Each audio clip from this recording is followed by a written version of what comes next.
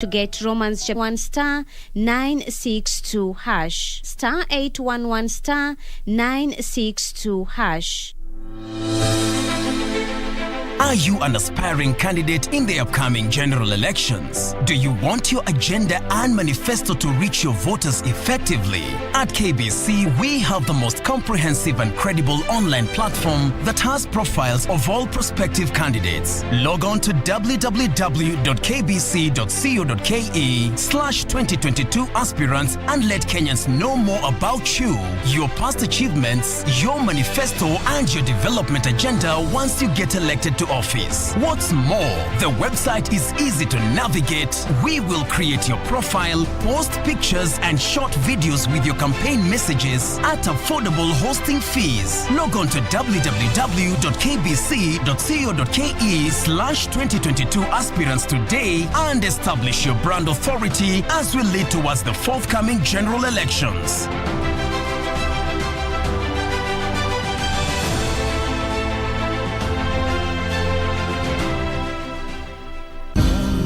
Divididos por una sombra de traición. I never said I wouldn't cooperate, but what you're asking me to do is a terrible crime.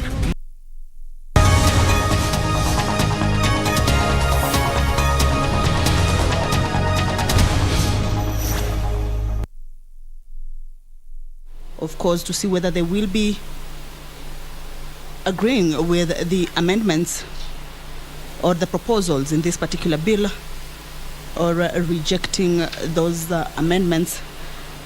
The Law of Succession Amendment Bill, Senate Bill number 15 of 2021, tabled by Honorable Senator Abshiro Halahe, will also be considered in the Committee of the Whole this afternoon.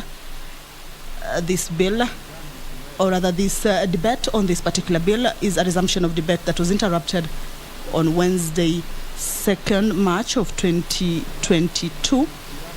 Again, members will be going into division. Of course, this will be subject to the quorum in the House. There are about 4 bills that members, or rather 5 bills that members will be going into division to see whether they will be considering the amendments, whether they will be rejecting or adopting them.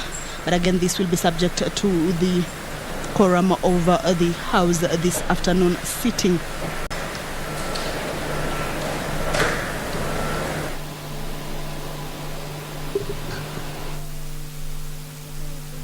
All right, Deputy Speaker of the Senate, Honorable Margaret Kamar, has stepped into the chambers to oversee this afternoon sitting. I will now hand you over for the live broadcast. Good afternoon. My name is Kamche Menza.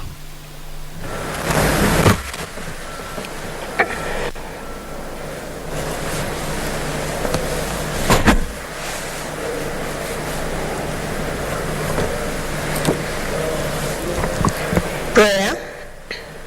Almighty God, we beseech you to behold with your abundant favor and blessings as your servants whom you have been pleased to call to leadership positions in this republic.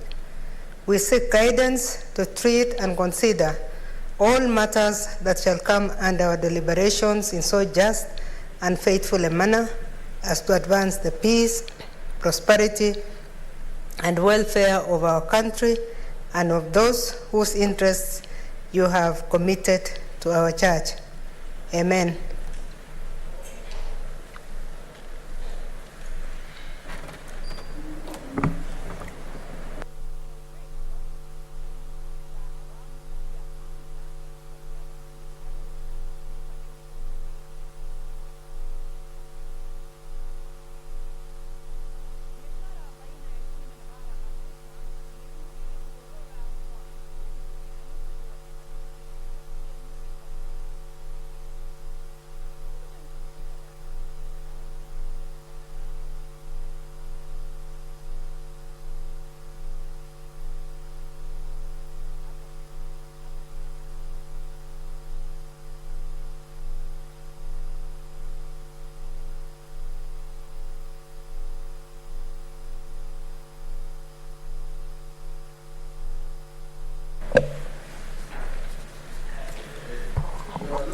Order number 1, Administration of oath. Order number 2, communication from the chair. Order number 3, messages.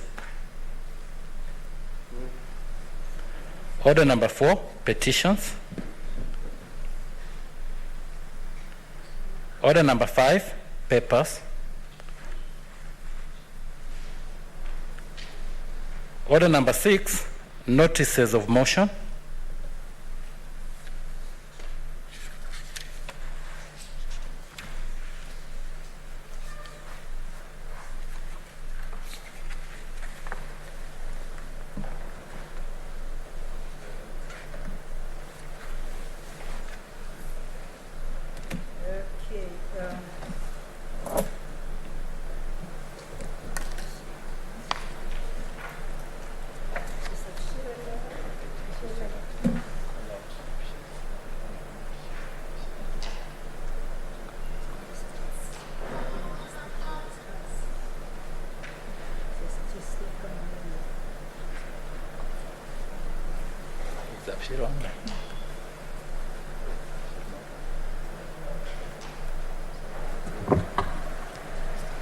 Honorable Senators, there was a notice of motion from Senator Bishiro Halake, and I will come back to that because he had pleaded that it be done today. Next order. Order number 7, statements. Honorable Senators, Honorable Halake, are you online? Has she come online? Noted she's not yet online, but since we're expecting her, yes, let's move. We shall move to the next statement. Abshira Halake's statement is pursuant to Standing Order 47-1.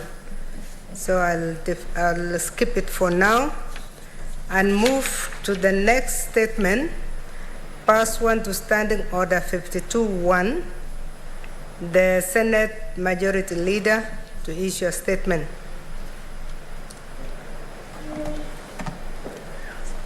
Senator Bokisho.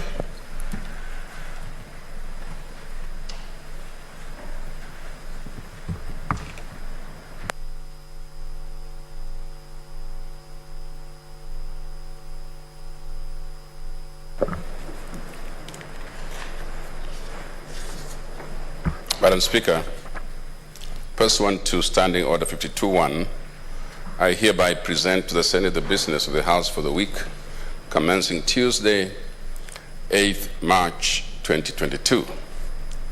Madam Speaker, on the Tuesday, 8th March 2022, the Senate will consider business that will not be concluded from today's order paper, as well as business indicated in the notice paper that has been annexed to the order paper for today.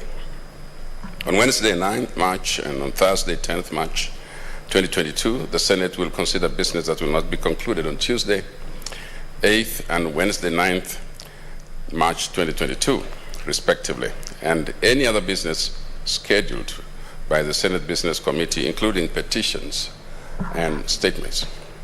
Madam Speaker, there are 11 bills due for the Committee of the Whole stage. 4 of these bills have been scheduled for division in today's order paper. I urge honorable senators to be available in the chamber or to log in for online participation to enable the House to undertake the divisions.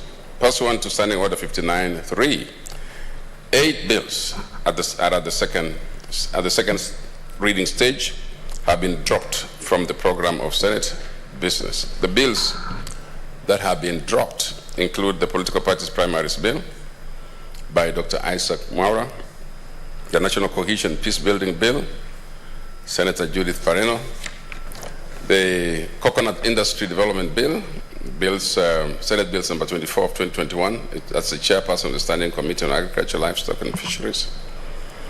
The Alternative Dispute Resolution Bill, Senate Bills number 34 of 2021 by Senator Architect Sylvia Kasanga. The County E-Health Bill, Senator Judith Pareno. The Sports Amendment Bill, Senate Bills number 40 of 2021, Senator Aaron Cheruiyot. The Maternal Newborn Child Health Bill, Senate Bills number 52 of 2021, Senator Rose Nyamunga. And then the eighth one is the Employment Amendment Bill, Senate Bills number 54 of 2021, Senator Samson Cherarke, MP. Movers of these bills who wish to pursue the matter are urged to make an appeal to the Speaker in writing for the same to be reinstated in the weekly program of the Senate business. Madam Speaker, in addition to the bills before the House, there are 48 petitions that are yet to be concluded in the Senate and 3 motions. Respective standing committees are encouraged to expedite consideration of the said petitions and to table reports pursuant to Standing Order 2322, while the movers of the motions are urged to be in the House when the same is listed in the order paper. In conclusion, Madam Speaker, pursuant to the calendar approved on 9th February 2022, the House will proceed on recess on Friday, 11th March 2022, and resume its sittings on Tuesday, 22nd March 2022. I urge all senators to take the remaining time before the first recess to ensure that as much business as possible is transacted. Madam Speaker, I thank you, and I hereby lay this statement on the table of the Senate. Thank you.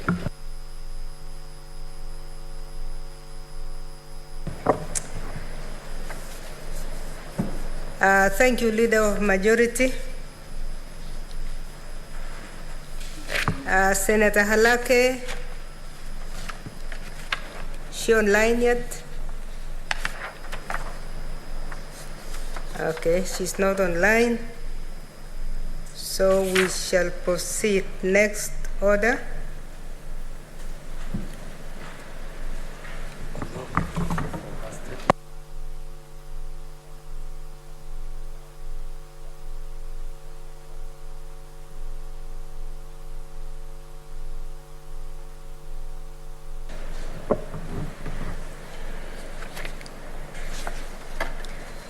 Honorable Senators, as per the resolutions of the House Business Committee, unfortunately, Senator Halake's motion will be dropped. And then, but the statement we will. No, sorry, the statement is dropped, but the motion, she can pick it up when she is available next. She had wished to do it today. Honorable Senators, therefore, let's move to the next agenda. Order number 8, the Landlord and Tenant Bill, National Assembly Bills number 3 of 2021. Second reading, division. Honorable Senators, for the convenience of the House and with concurrence from the whips, we defer the divisions. So order number 8 is deferred. Next order. Order number 9. Order number 10, order number 11, order number 12, Committee of the Whole, divisions. Honorable Senators, again, for the same reason, for convenience of the House and with concurrence with the whips, divisions are deferred today. So we defer order number 9, order number 10, order number 11, order number 12. Next order. Order number 13, Committee of the Whole, the Elections Amendment number 3 Bill, Senate Bills number 48 of 2021.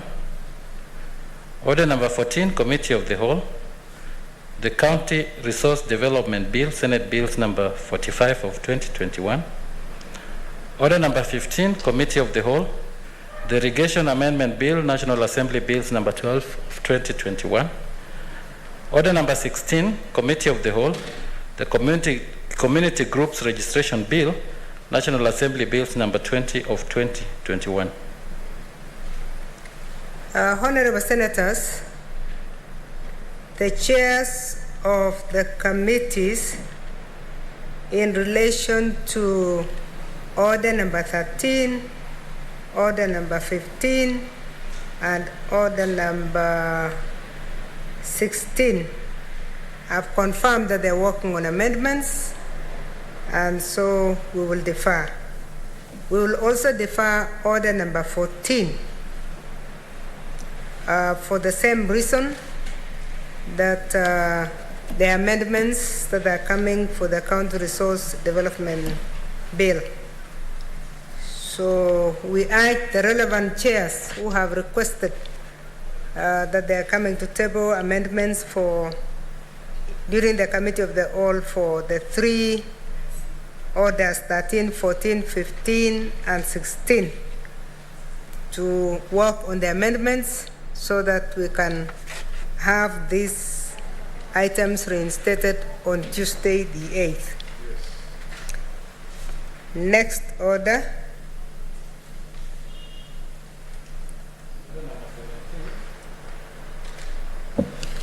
Order number 17, the Elections Amendment number 2 Bill, Senate Bills number 43 of 2021, second reading. Honorable Senators, we have received information from Senator Ledama Olekina that he is not able to be in the House today. And so the Elections Amendment number 2 Bill, Senate Bills number 43 of 2021 is deferred. There's a point of order.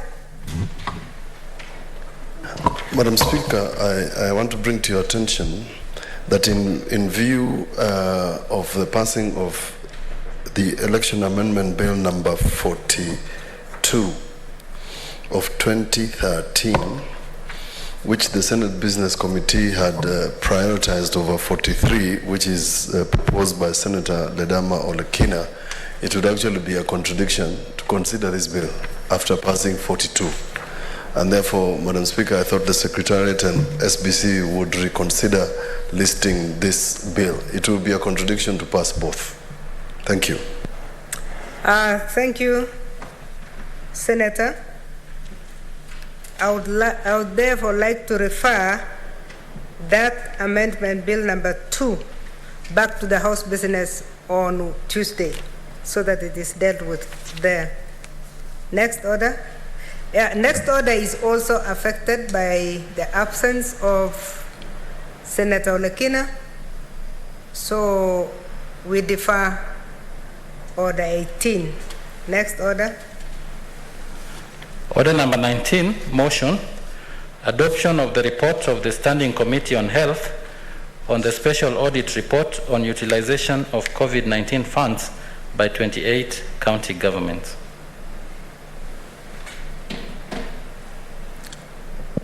This one is supposed to be moved by the chair, the vice chair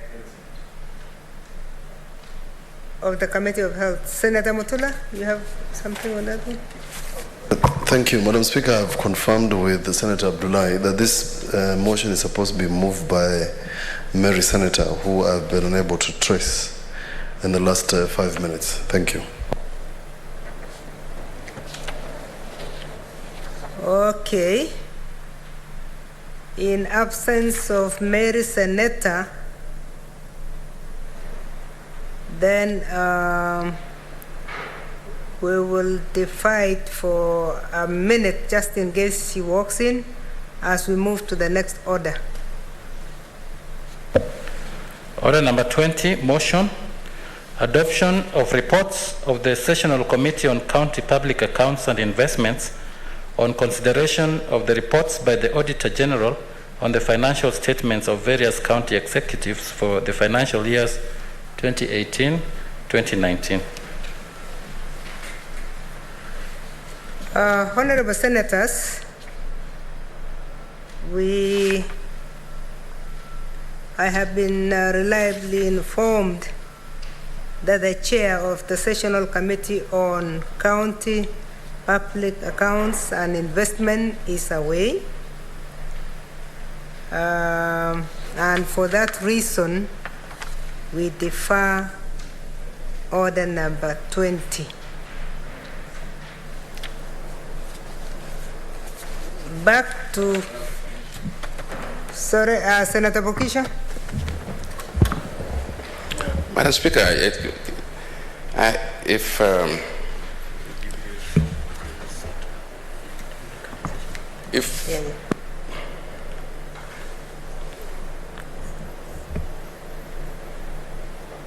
Madam Speaker, this is a very important.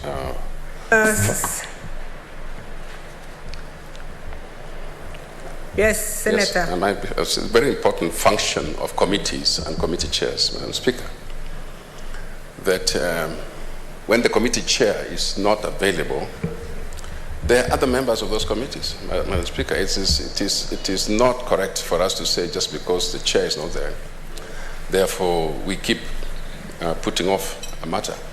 It is the responsibility of that chair to organize a member or their vices or their deputies, whatever, to run the business. Otherwise, if we continue waiting, Madam Speaker, it's well known that it should be organized that way. And so on those accounts, some of these things should just be dropped like everybody else, because on account of not being there, that's not a very good reason. And I think we should really start putting that as a matter to be considered by the SBC. The thing that a chair missing means there's no business. I don't think that should be correct. Senator Mutula. Although I agree with the majority leader, this is not one of those things you drop. It will pain us very badly if we drop the reports of Public Accounts Committee with regard to the expenditure by county governments. But I thought maybe sanctions of that committee, because SBC put us under, particularly the whips, under so much pressure to reconstitute these committees. So there's no reason in the world that this committee is not present, because we reconstituted less than a week ago. They can't be suffering from any fatigue of sorts. These matters should be cleared, particularly now that we are going to the election. You not have matters of public accounts pending. Otherwise, we'll leave a very bad name in the Senate that is going to come after us. Thank you. Thank you, Senator Mutula. Thank you, Leader of Majority. I think it is true that we don't have the luxury of time between now and the elections. And I would like to urge the House Business Committee to consider this very seriously. And particularly, we need the chairs of committees. Maybe we should be talking to the liaison committee, even not the House Business. The liaison committee must take their sitting and look at the number of bills and motions, as well as petitions that are really in their docket, because we still have a lot of petitions that are hanging. We have a number of bills that are hanging. We have a number of motions that have not been prosecuted. So I would like to agree with the whip from the minority and the leader of majority that we need to start paying attention to our roster so that we actually clear. And the liaison committee must start to give themselves a timetable so that any business that comes in the order paper is not deferred at all. Senator Mutula. In view of the sensitivity of this particular motion, the one on public accounts, if Majority Leader agrees with me, being our boss here, perhaps the chair of Public Accounts Committee should be called into our meeting on Tuesday so that we can find a solution, particularly this one. This is critical to our mandate, and I hope, Madam Speaker, we can pass so that whether if the chair is missing, Vice Chair should be available, or any other member to move this, because we have agreed on bills. If 2 members contribute, we expedite them. So there's no reason why we should not get a better explanation. And further, Madam Speaker, I've just spoken to Senator Abshiro. She'll be here in a minute. Thank you. Okay, thank you, Senator. I would like to suggest further that maybe the suggestion from Senator Mutula makes sense, but I don't think we want to address the House business to address only one chair. I think there is need to have a joint meeting between the House Business Committee and the Liaison Committee, because we cannot afford to drop anything now. It is too late in the day for us not to complete our business. So I would like to urge, urge the Liaison Committee, the chairs themselves, to really have a timetable, even between themselves, because if they have a timetable between themselves, then everybody looks for a slot for their own for their own business to come on the order paper. What is untidy is to have a lot of items on the order paper being deferred. The only things that we defer comfortably are the divisions, because we wait for the whips to advise us on the divisions. So I would like to suggest that a joint meeting between the liaison and the House business be called on Tuesday. Maybe the Liaison Committee leader of majority would like to strongly suggest that, and I want you to comment on it so that you actually the right invitation is done, because we would like to have that invitation done so that we have a joint meeting. That way we give ourselves proper programs. If one chair is absent, another chair should be able to seek to replace the other in the items in the order paper, because we have everything. We have petitions that are pending, we have bills that are pending, and we have reports from these committees, because we cannot drop item 19 and item 20, both of them cannot be dropped. These are our internal reports. We are the ones who commissioned them, and we must receive them. Senator Pokisho.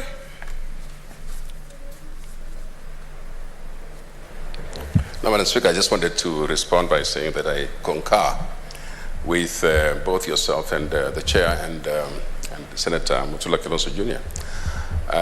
But I think your suggestion that we actually have a meeting, not with one chair, but with the entire Liaison Committee, a joint meeting, will sort out some of the things, and we should be able then to seize the matters, and knowing that we don't have time. Like you said, Madam Chair, we don't have the luxury of time. And so this is one of them. On the other hand, I want to just clarify that when we say we drop something, we are not dropping it completely. It's always dropped so that we can restore it. They can restore it by taking responsibility and coming to the Speaker.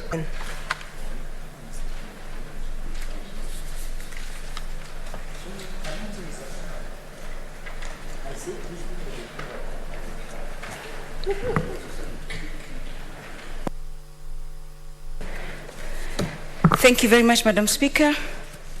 Madam Speaker, I wish to give notice of motion integrating climate education into school curriculum at all levels.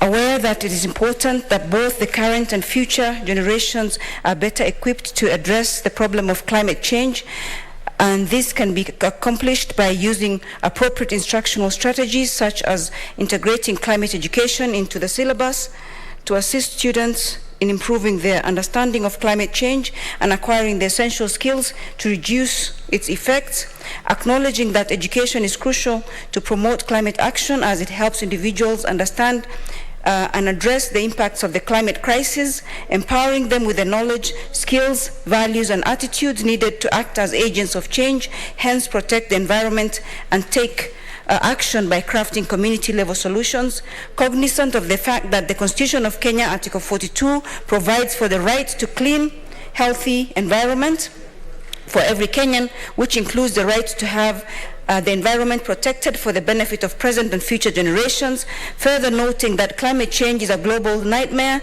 with consequences that are already quite visible and should be a priority for our education curriculum in accordance to Article 12 of the Paris Agreement, which espouses that enhancement of climate change education, training, public awareness, public participation, and public access to information.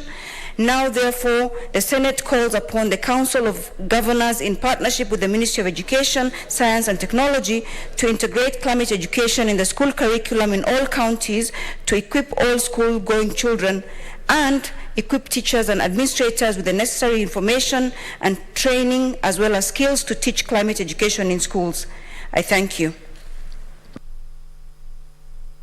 Thank you very much, Senator Abshiro. You also had a statement, and we would like you to go to that one.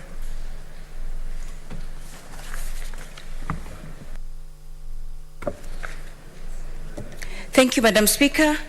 Madam Speaker, I raise past one to Standing Order 47.1 to make a statement on an issue of general topical concern regarding the widespread sexism and violence against women in parliaments, actually around the world. Madam Speaker, a new study launched by the Inter-Parliamentary Union and the African Parliamentary Union, APU and IPU respectively, on 23rd November 2021 reveals that sexism, harassment and violence are a norm across parliaments, especially within Africa. The study on African parliaments reveals that 80% of women parliamentarians experience psychological violence in parliament. Let me repeat that. The study on African parliaments reveals that 80% of women parliamentarians experience psychological violence in parliament, 67% are subjected to sexist behavior or remarks, 40% have been sexually harassed, 23% endured physical violence, while 42% received threats of rape, beatings, abduction, and majorly online, Madam Speaker. Madam Speaker, this statement comes to this House as a way of ensuring that this study does not go unnoticed in African parliaments, especially because it touches African parliamentarians.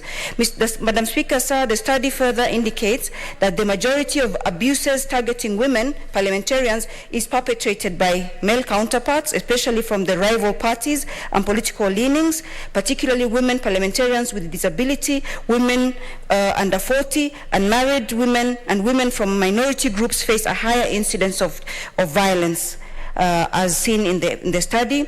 As a parliament, we have not been spared of these incidences of sexism and harassment and target women parliamentarians, especially now with the electioneering period in the horizon, and therefore the topical manner and the issue at hand.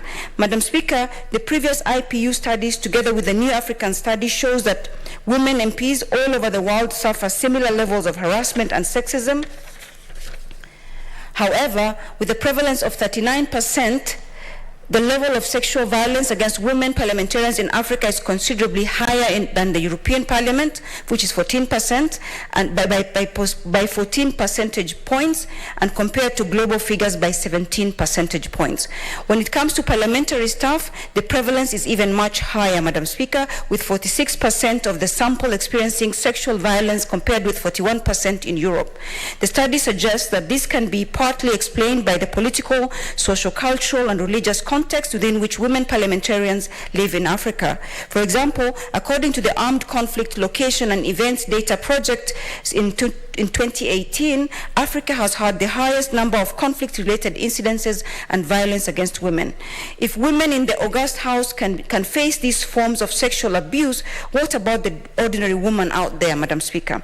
Indeed, women are grappling with widespread violence, sexism, harassment in our societies. It does not only harm their well-being and overall development as human beings, but also exposes them to the risk of losing their lives. Unfortunately, the IPU, the International Parliamentary Union, and African Parliamentary Union report points to an insidious pattern of normalized sexual discrimination against women parliamentarians in Africa. Therefore, by normalizing violence, sexism, and harassment against women in privileged and protected institutions such as Parliament, we deter their desire to effect meaningful change through democratic representation of their constituents. It also dims the morale of the women seeking to join elective politics in a society that yearns for gender equality and gender equity. In this regard, Madam Speaker, there's an urgent need for African parliaments, including the Kenyan institution, to institute mechanisms to protect women parliamentarians from sexism and other forms of sexual harassment and violence.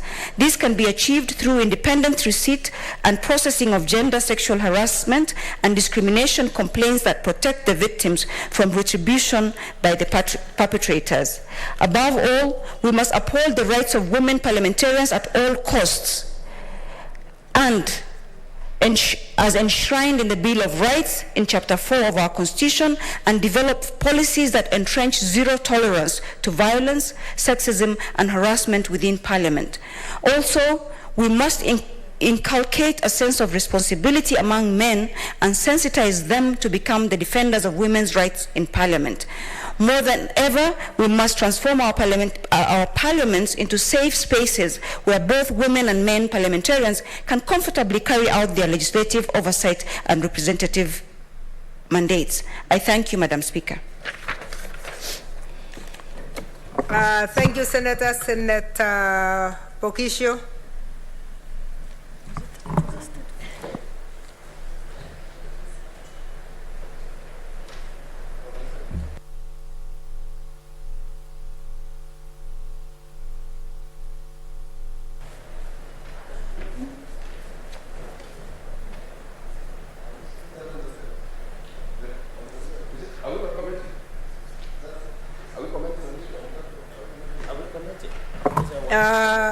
I'm using my discretion to allow a comment on this, because this is one that is bordering on whether to shift to a committee to investigate or not. So yes, I'm allowing comments for 20 minutes. Madam Speaker, I would like to thank you for the opportunity, and also to thank Senator Abshiro for raising this issue. And Madam Speaker, as she was reading her statement, Madam Speaker, I was also wondering whether this is not a situation where we should be adopting the reports from the IPU rather than bringing it here in form of a statement. I think, Madam Speaker, the reason we should be careful about bringing it to Parliament is that the statistics given, Madam Speaker, might give the impression that even the Kenya Parliament is a victim of this. And so the best way would be to adopt the report, or bring a motion, or allow a committee to go ahead and investigate. Madam Speaker, what I didn't want to allow myself personally is the impression that might be created. If we can get the statistics for the Kenya Parliament, it will be very useful to see how far we have also been victims of this. And if it is just a universal figure, we might not be able to, unless we adopt the report, we might not be able to contribute very much, Madam Speaker. And so I'd like for her to do, it looks like further research is required, particularly. Yes.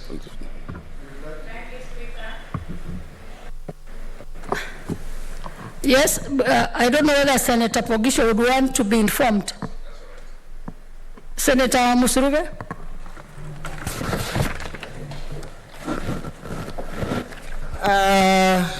Senator Pogisho, I hope you'll allow me to inform you that when I'm talking of studies, and when Senator Halake stands here to talk of studies, it is a research that has been done, and scholarly work has been done.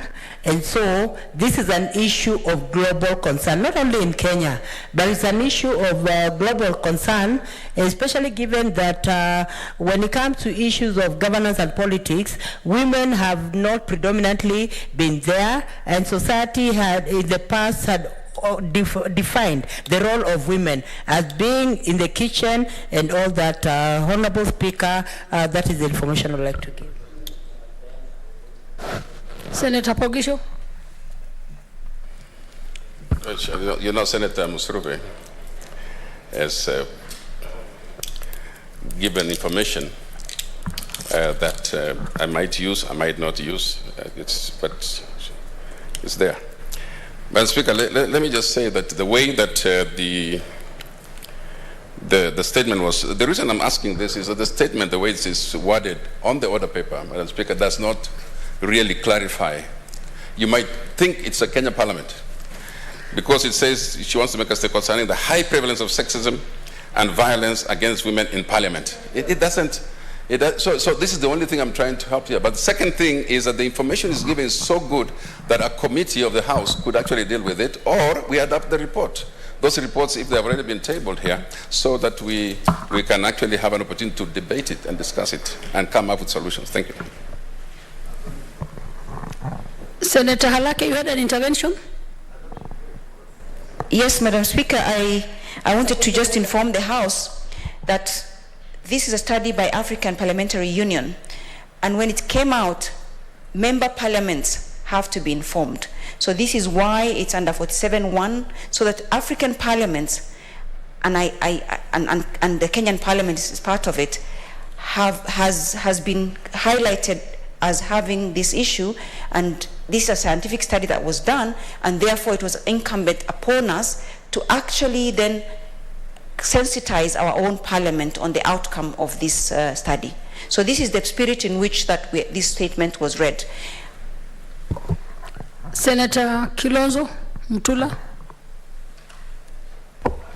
I have a lot of respect for Senator Abshiro, but I'm afraid now I have to agree with Senator Majority Leader that, and having been a special rapporteur for matters concerning violence against women, ideally an IPU report would be tabled here with the facts and figures, so that then you can extract the resolutions of what we need to do, not just as Parliament of Kenya, but even as a community of parliaments and members of IPU.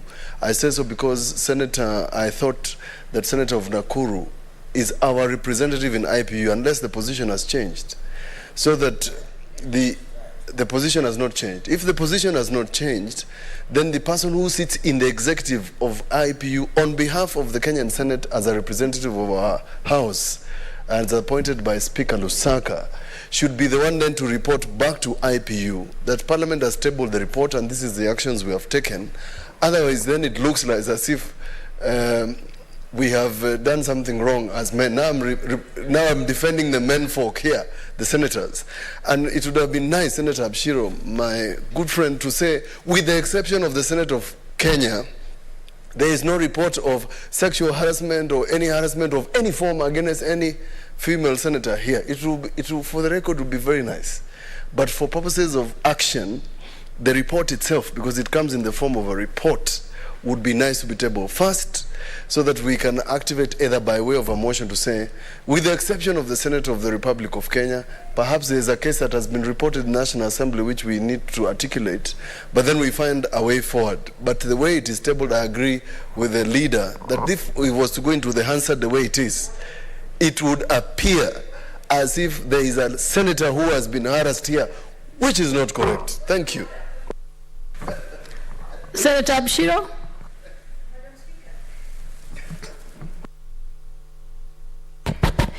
Why are my good friends, Senators Pogisho and Senator Kilonzo, being defensive?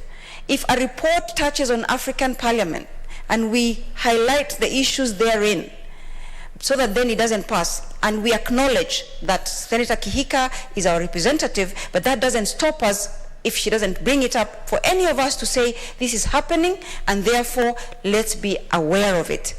If you, Madam Speaker, if you wish to have us do the report and assign it to a committee, we beg you to do so, but nothing should stop us from bringing any issue of topical concern that concerns women or men or boys or girls in this house. And no defensive, my friends should not be defensive. This is an international study, it's an African study by African Parliamentary Union, and we must voice it and we must bring attention to it, and nothing stops a member of parliament to do that, even if I am not one of the people that are sitting at IPU. I thank you. I think on that one, we will take this statement by Senator Abshiro as just a way of highlighting what we expect to come out in the report as we wait for the report to be tabled for the attention of members. So we leave it at that. Senator Cherarke Samson.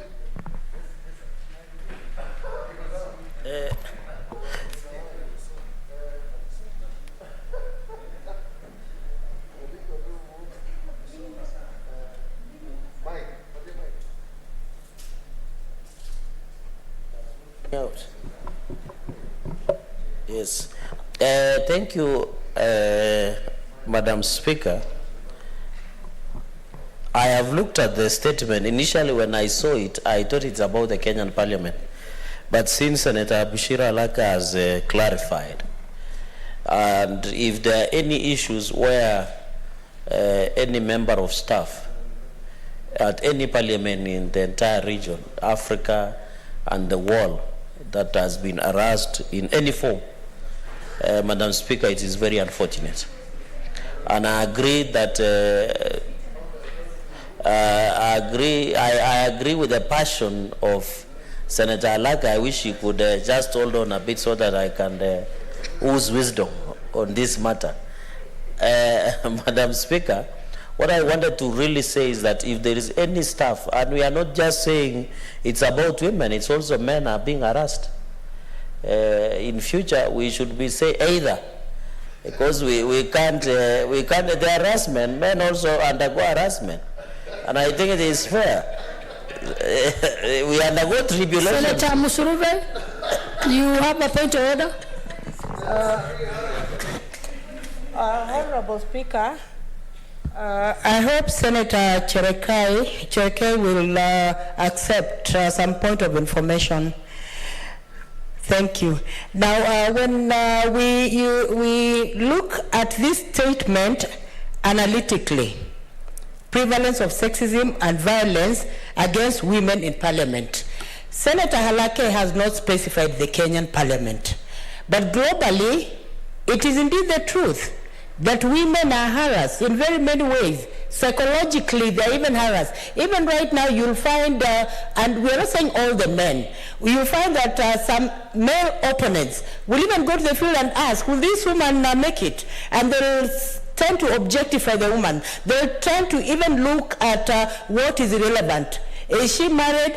Is she divorced? How many children has she had?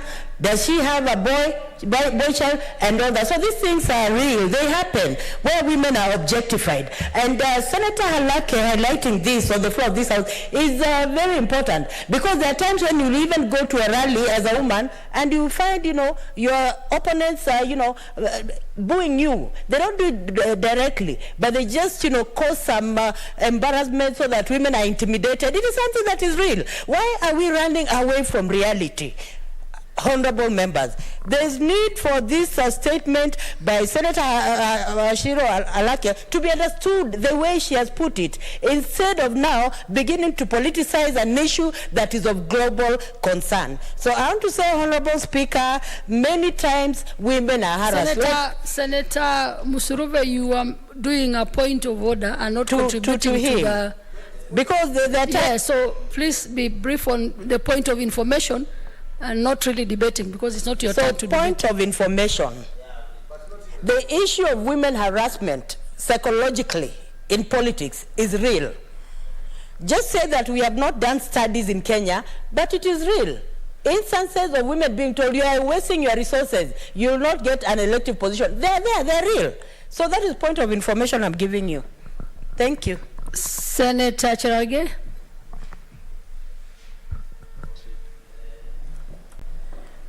Madam Speaker, what Senator, my sister Msuruve is saying is what we canvassed at men's conference led by Mzee Jackson Kibora. So, Madam Speaker, what I wanted to say in an upshot is that also men are harassed, but now Senator Msuruve is bringing another angle altogether. This was about parliament. Now she's talking about politics. And I think we need, if there is any women that are being harassed or intimidated or blackmailed, then the National Police Service must do their job. Because we cannot allow our men, our women to be harassed simply because they are looking for elective positions. And therefore, Madam Speaker, I want to call upon the agencies that are tasked with security. Let women be given proper protection to campaign, and let them sell their agenda. We don't want also them to use opportunity also by being protected to harass men.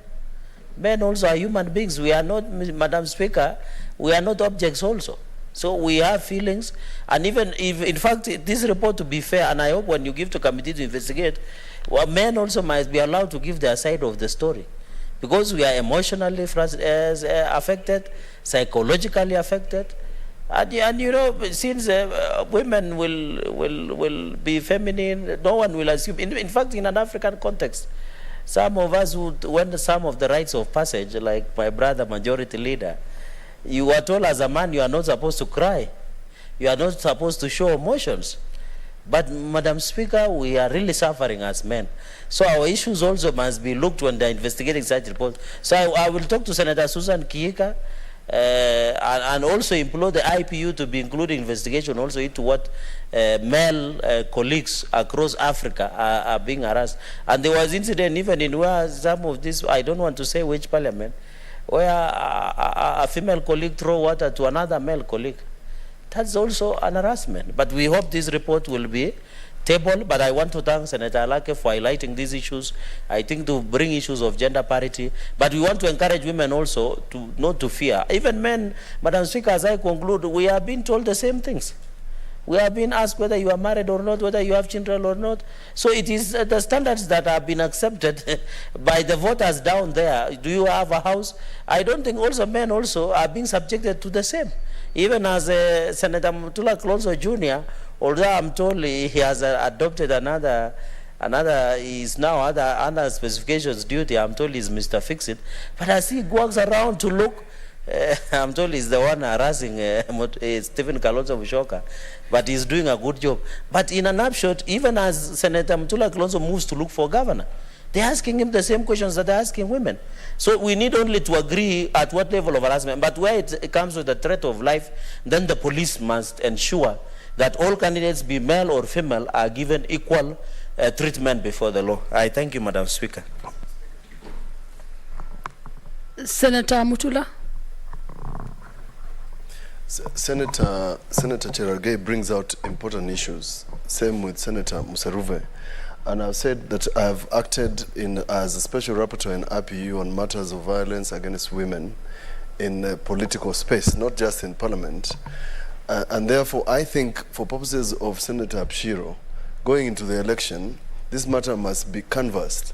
And perhaps Senator Abshiro might have forgotten that in the BBI report and proposal, there was a specific provision that was proposed for specifically women, where men were supposed to be barred from contesting elections, where it was found that they were meting violence against women. And I've represented a legislator currently sitting in the National Assembly where violence was meted against her by her opponent.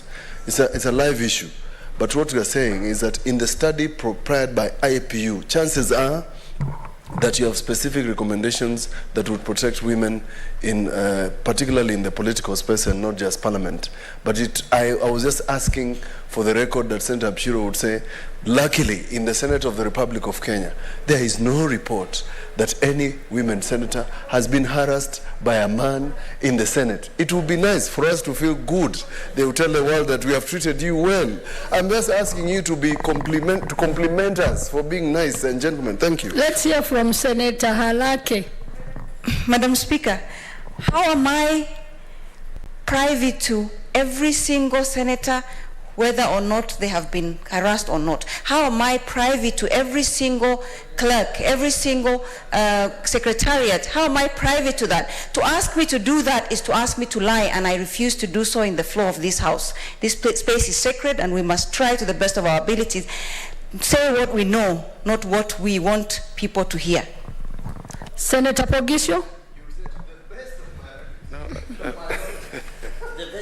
Madam Speaker, you know that first of all, mine is a procedural issue.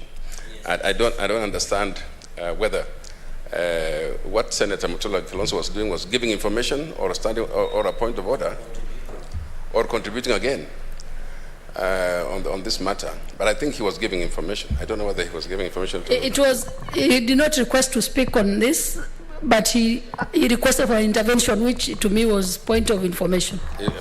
Point of information. So on that note, it is my sister, Abshiro, who was accusing us of being defensive. Correct. And now she's being so defensive. It's not necessary to be defensive. I think the issues have been canvassed. Thank you.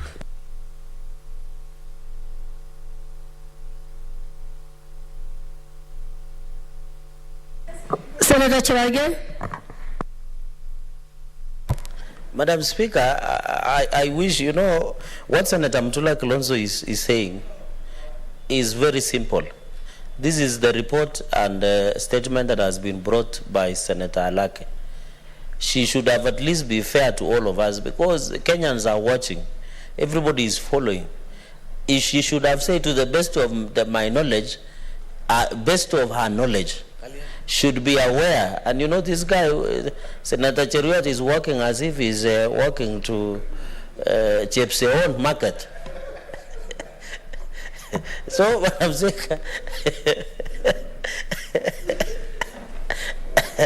Madam Speaker,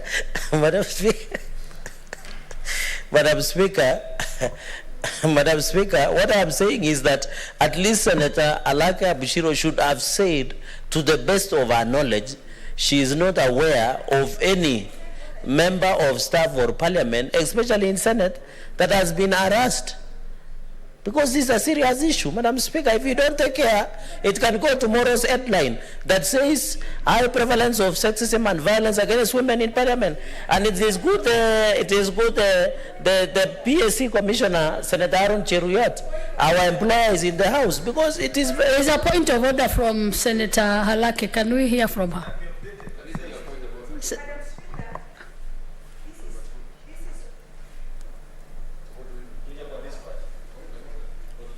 Please give her the mic.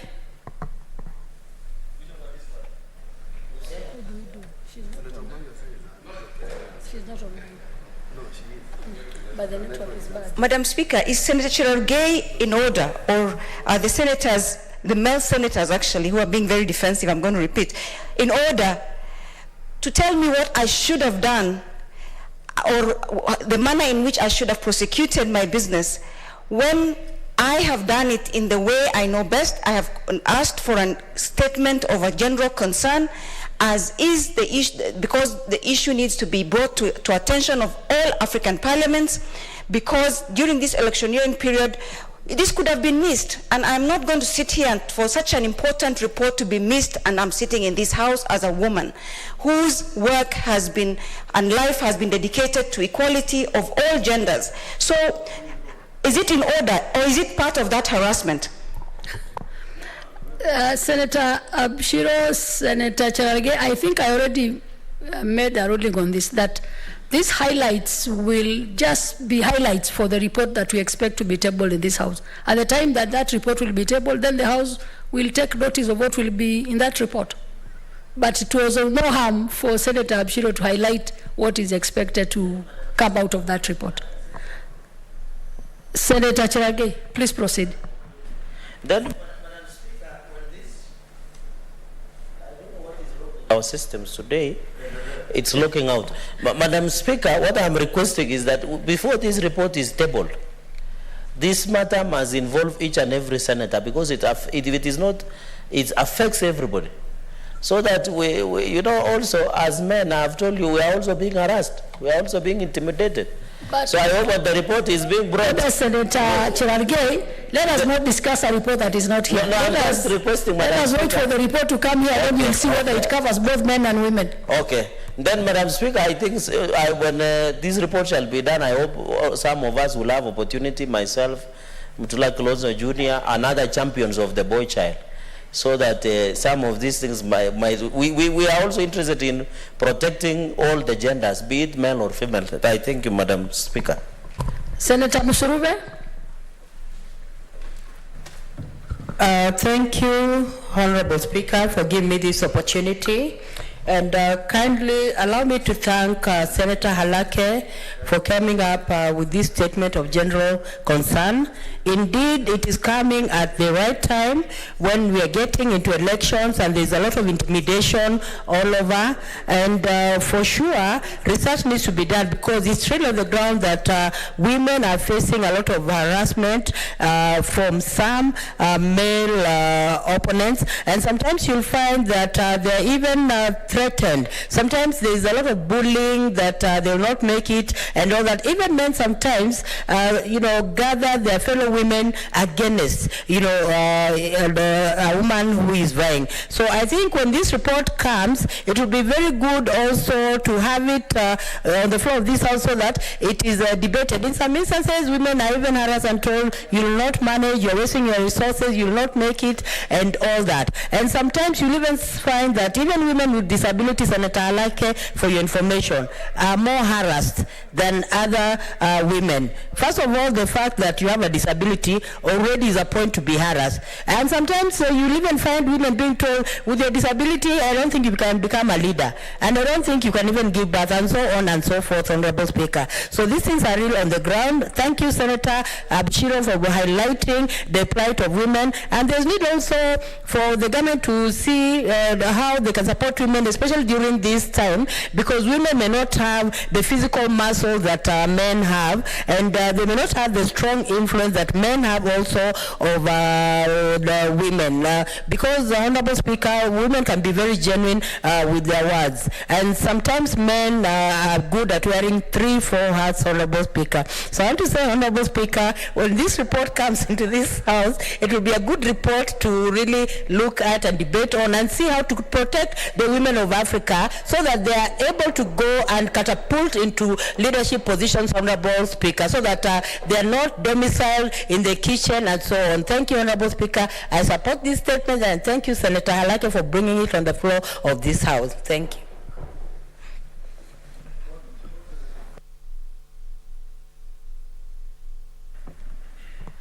Senator Omanga, we are told you're online and you have a statement to make.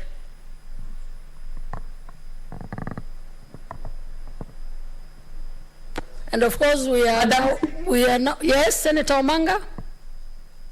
Yes, Madam Speaker. You have a statement that you have to read. Yes. Are you able Yes, to proceed? Madam Speaker. Are you able to proceed? I'm on, Madam Speaker, I'm on. Yes, please, proceed. Yes, Madam Speaker, I raise pursuant to Standing Order 48-1 to seek a statement from the Standing Committee of Finance and Budget on unsettled statutory deduction for the staff at Nairobi City County. In the statement, the committee should, 1, provide the status of all Nairobi City County statutory deduction for staff for the months of October, November, and December 2021. Secondly, investigate allegations of unauthorized expenditure by the Nairobi City County government on funds amounting to 560 million, which had been earmarked for staff statutory deductions.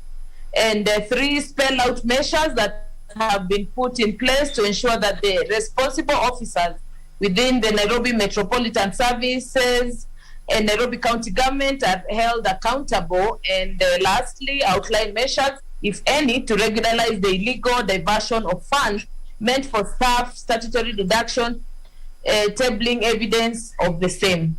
Thank you, Madam Speaker. I will allow a few comments on this statement. Senator Mutula Kilonzo. Madam Speaker, this is a very, very disturbing issue. In fact, first, it points to impropriety on the part of Nairobi County if this statement is true. And 2, in fact, under statutory deductions, whether it's NSSF, whether it's NHIF, any person who is found to have not remitted statutory deductions appropriately is liable to criminal prosecution. So, Madam Speaker, I would urge that you request the Finance Committee, where I sit as a member, to get into this matter quickly, so that if the person is responsible, whether it's Nairobi Metropolitan Service or the person in charge of finance, has committed a criminal offense, they should be prosecuted as soon as possible. Because you are not allowed, either by law or PFM, to reappropriate money belonging to statutory deductions which must go to government institutions for any other purpose. Madam Speaker, please order as such and ask that the Governor of Nairobi, Madam Kananu, and the finance person, and Mr. General Mbadi, should be summoned as quickly as possible to the Finance Committee to answer to these allegations of misappropriation of 560 million. If they have spent it wrongly, then this is a charge for the impeachment of the Governor of Nairobi. Thank you.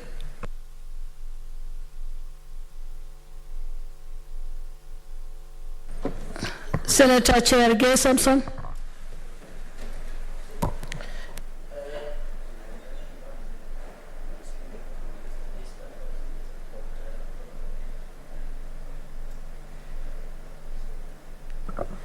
Thank you, Madam Speaker. I want to support Senator Omanga for this statement. It is illegal, and it is illegal not to remit the statutory deductions that we have. And I think many counties are facing most of these challenges, Madam Speaker, because 560 million, I can see KRA sometimes are very brutal when their money is not remitted. So when you have statutory deduction that has not to the tune of 560 million, and when you go to Treasury under CRF account of Nairobi City County Government, it has already been released.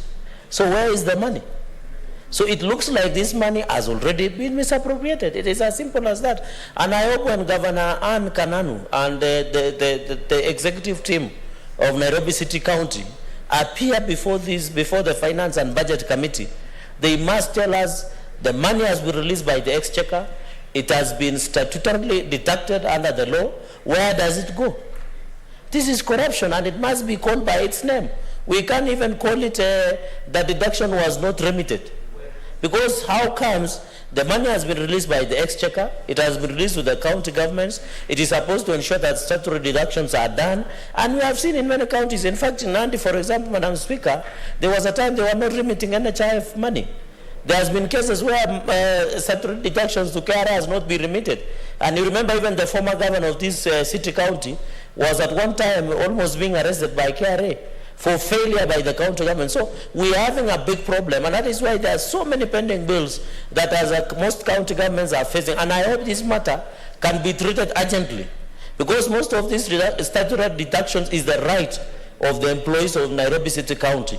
So we hope and pray that when the county executive shall appear, they will not tell us about whether NMS was supposed to do it, or whether, now since there are two entities running Nairobi City County, the NMS and the county government, Madam Speaker, it must be said with no uncertain terms that they must appear, tell us where 560 million is, who took it, why, and in fact, I don't know why this statement is coming to in fact, EACC, because the EACC is in place, they should have even detected some of these things and investigate, and people are arrested.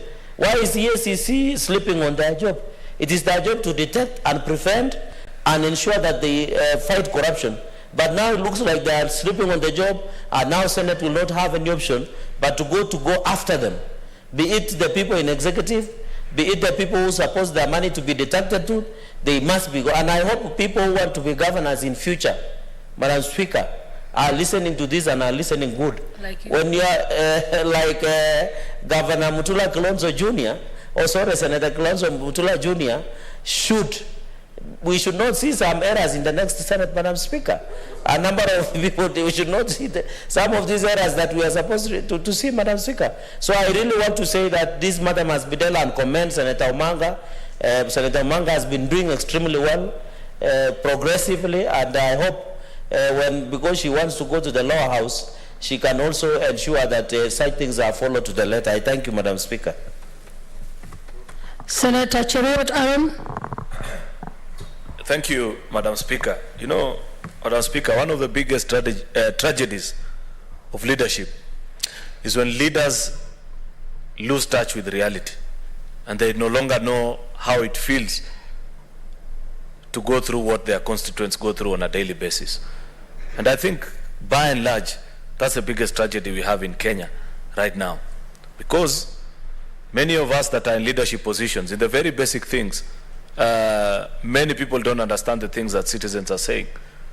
When their kids go to school, probably they no longer go to public schools like we did. When they are sick, chances are you'll never find them in Mama Lucy or Kericho District and Referral Hospital, you know? Or this particular situation, Madam Speaker, do you know what it means when NHIF is your only cover for you to be told when you're unwell and you need to be admitted or taken through a procedure in hospital that your card is inactive?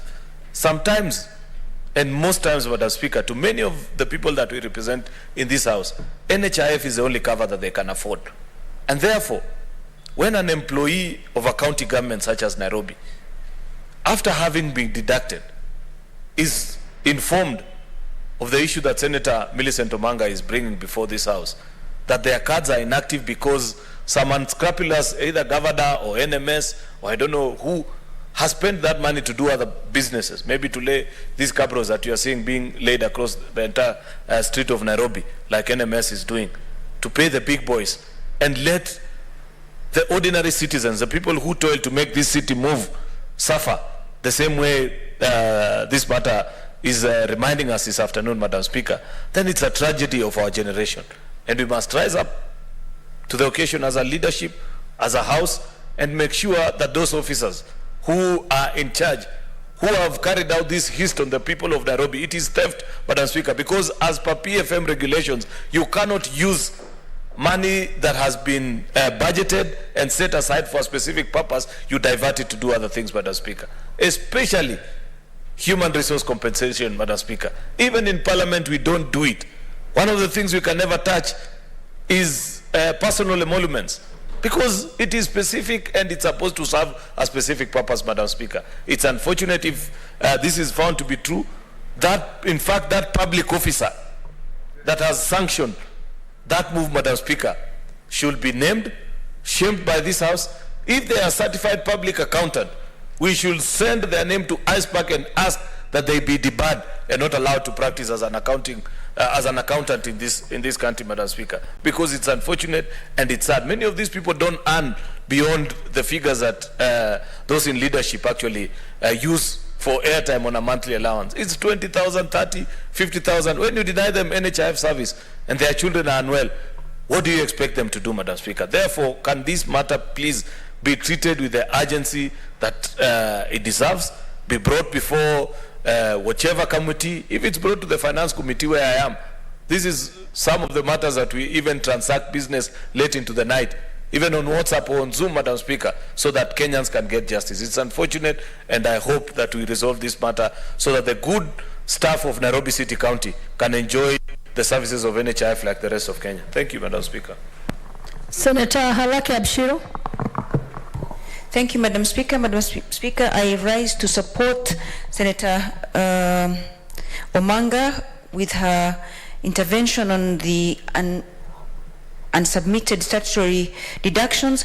Madam Speaker, it's not just Nairobi County government. I think a lot of counties are perhaps, if this is checked out, but that having been said, even government parastatals, I'm aware of a few that report to my committee, for instance, that had this issue, especially the Postal Corporation and others. So I think this issue is really, really of great concern to our workers. If we have such a high percentage of people not employed, and therefore don't even have a source of livelihood, but those that are employed are going to be destituted because whatever they're supposed to be, putting aside is not being, is not being submitted to the necessary bodies. Then what we are doing is that, as a country, we are really disadvantaging both it doesn't even matter whether you're employed or not, because if you're employed but your deductions are not being, you're not. If today you go away from work, or you're let to go, what do you get? You go without anything. So really, this is unacceptable. It's unlawful and must be investigated. And I hope the concerned committee of this House, this House has become the place that citizens run to.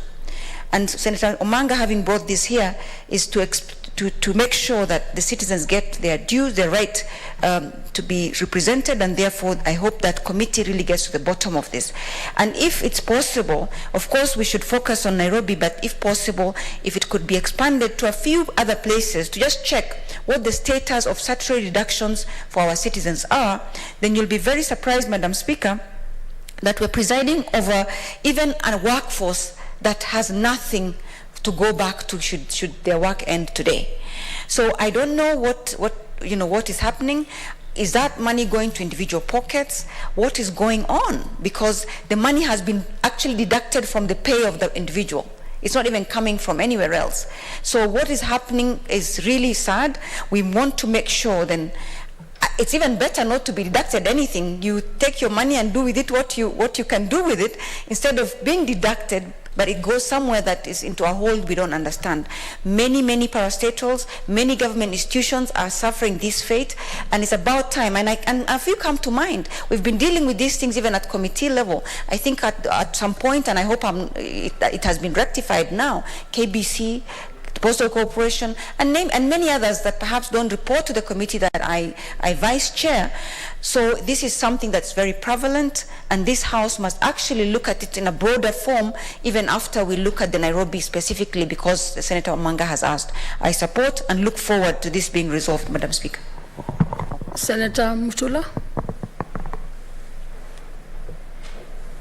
I've spoken to this issue. I was going to request, as you direct this matter to the appropriate committee, and in this case it will be finance, since the House is going on a short recess on 11th of March, which is next week, and this statement, from what I've read, was requested for and approved on 9th of February, in view of what Senator Cheruiyot has brought to our attention, that indeed, if this is true, some people may be suffering and will not be allowed to use their NHIF cards. Would I be in order to request that you direct an interim report be tabled by the Finance Committee Chair on Thursday on an interim basis, so that it gives us an avenue of calling the concerned officials next week at the appropriate and urgently as possible. Thank you, Chair.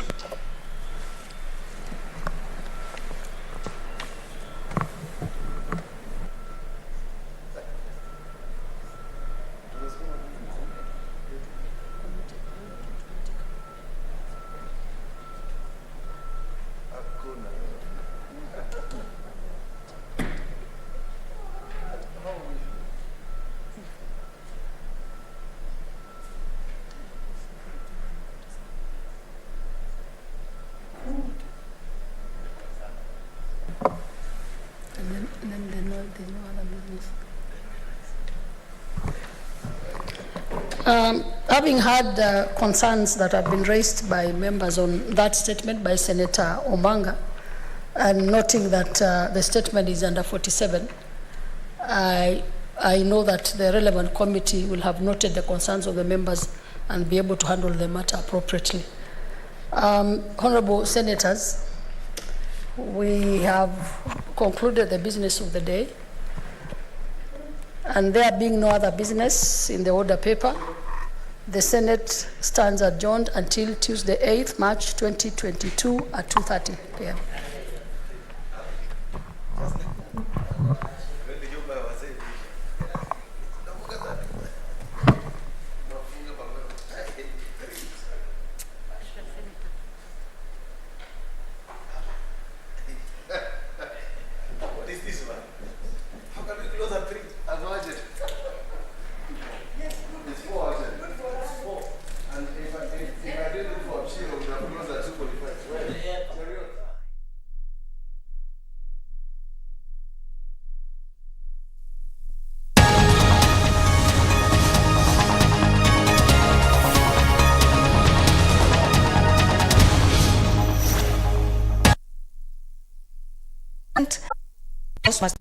at it in a broad form, even after we look at the Nairobi specifically, because Senator Omanga has asked. I support and look forward to this being resolved, Madam Speaker.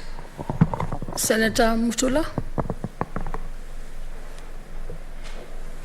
I've spoken to this issue. I was going to request, as you direct this matter to the appropriate committee, and in this case it will be finance, since the House is going on a short recess on 11th of March, which is next week, and this statement, from what I have read, was requested for and approved on 9th of February, in view of what Senator Cheruiyot has brought to our attention, that it indeed, if this is true, some people may be suffering and will not be allowed to use their NHIF cards. Would I be in order to request and that you direct an interim report be tabled by the Finance Committee Chair on Thursday on an interim basis, so that it gives us an avenue of calling the concerned officials next week at the appropriate and urgently as possible. Thank you, Chair.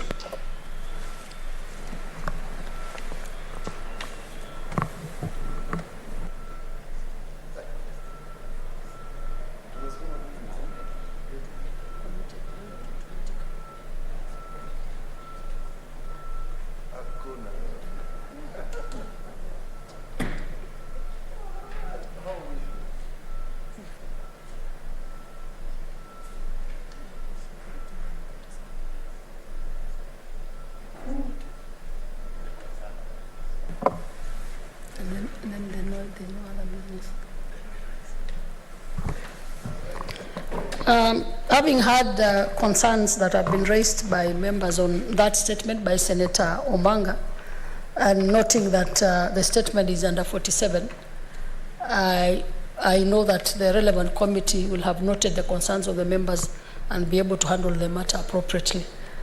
Honorable Senators, we have concluded the business of the day, and there being no other business in the order paper, the Senate stands adjourned until Tuesday, 8th March 2022 at 2:30 p.m.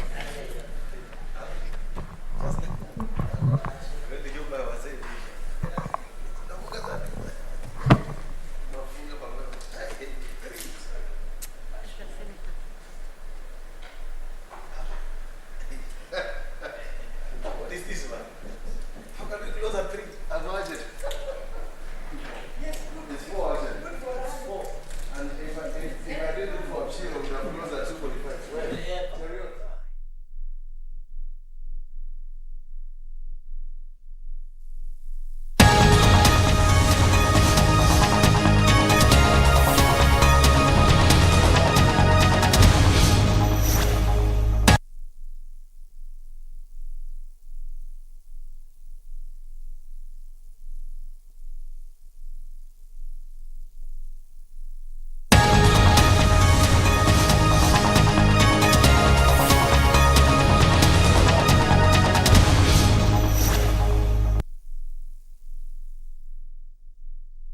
Similarly, to be replied to before the Departmental Committee on Administration and National Security. Last question is by the member for Meru County, the Honorable Bishop Kawira Mwangaza, who wrote to request that the question be deferred. I have since acceded to the request, and therefore that question is deferred. For the second time, the question by the Honorable Danita Gatti.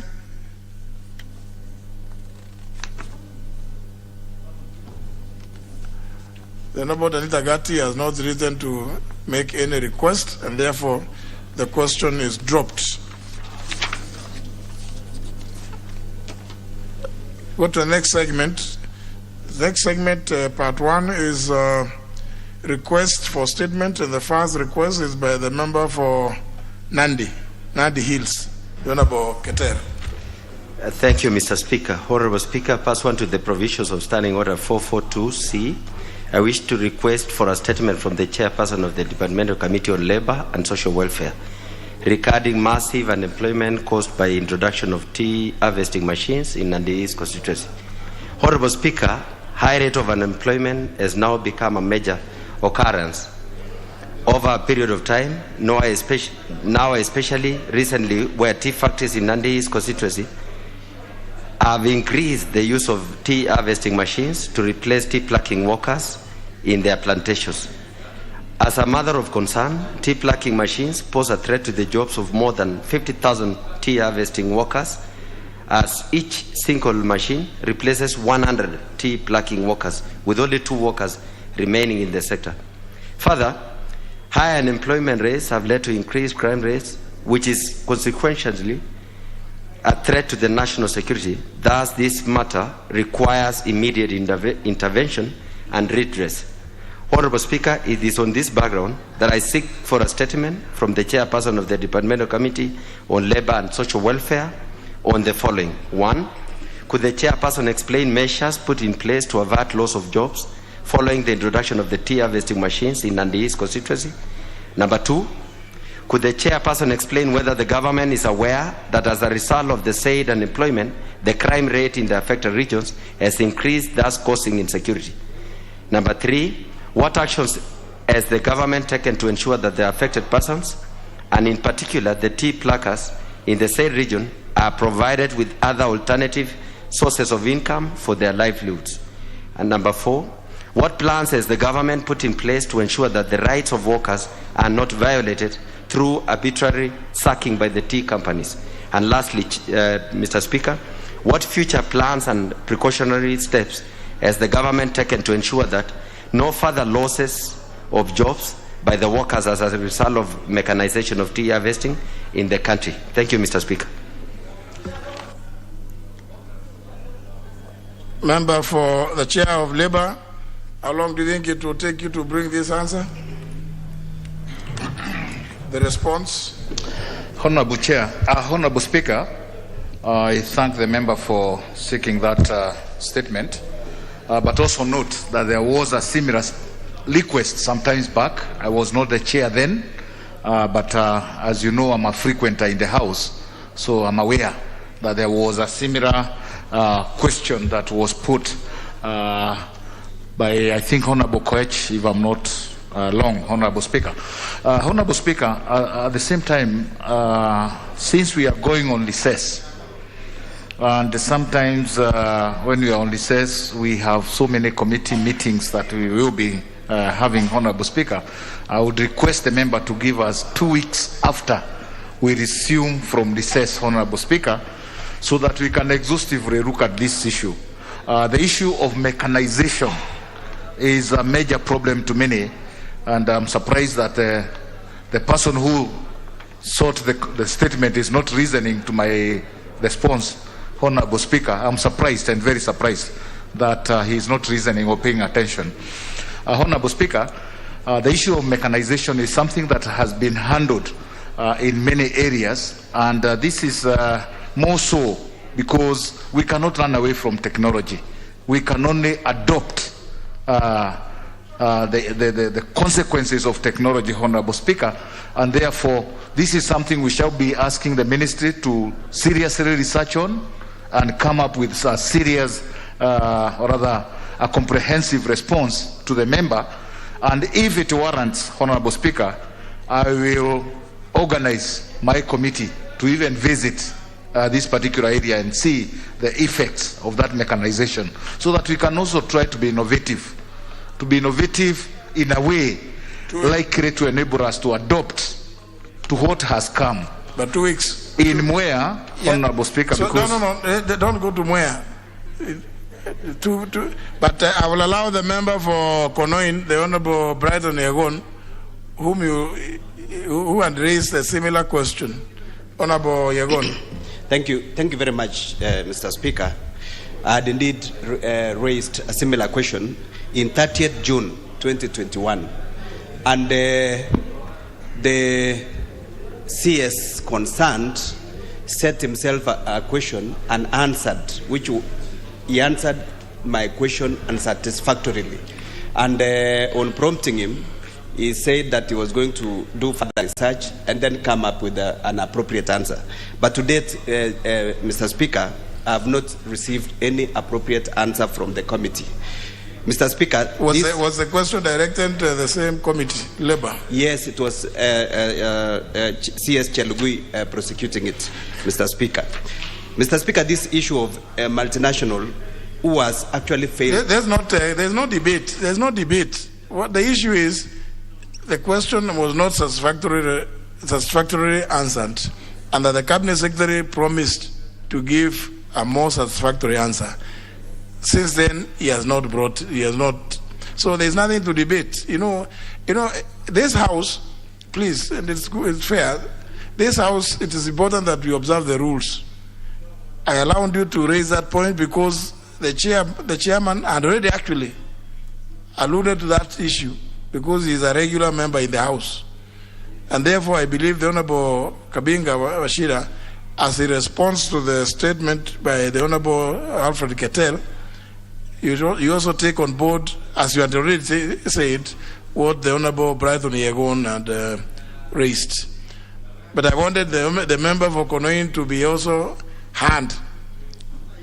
because he had raised the same question, so that people, we are in that season of madness. So the member for Konoin, it's fair that he also is a hand, so that Bonga Point in the village. Yeah, already there's nothing. Because the chairman has already said that he was already aware. So he's already actually taken on board that, but it was important that the Honorable Leonard Brighton Yegon, the member for Konoin, reminds the House that his question, which he placed on the 30th of June, was never responded to satisfactorily last year. Thank you.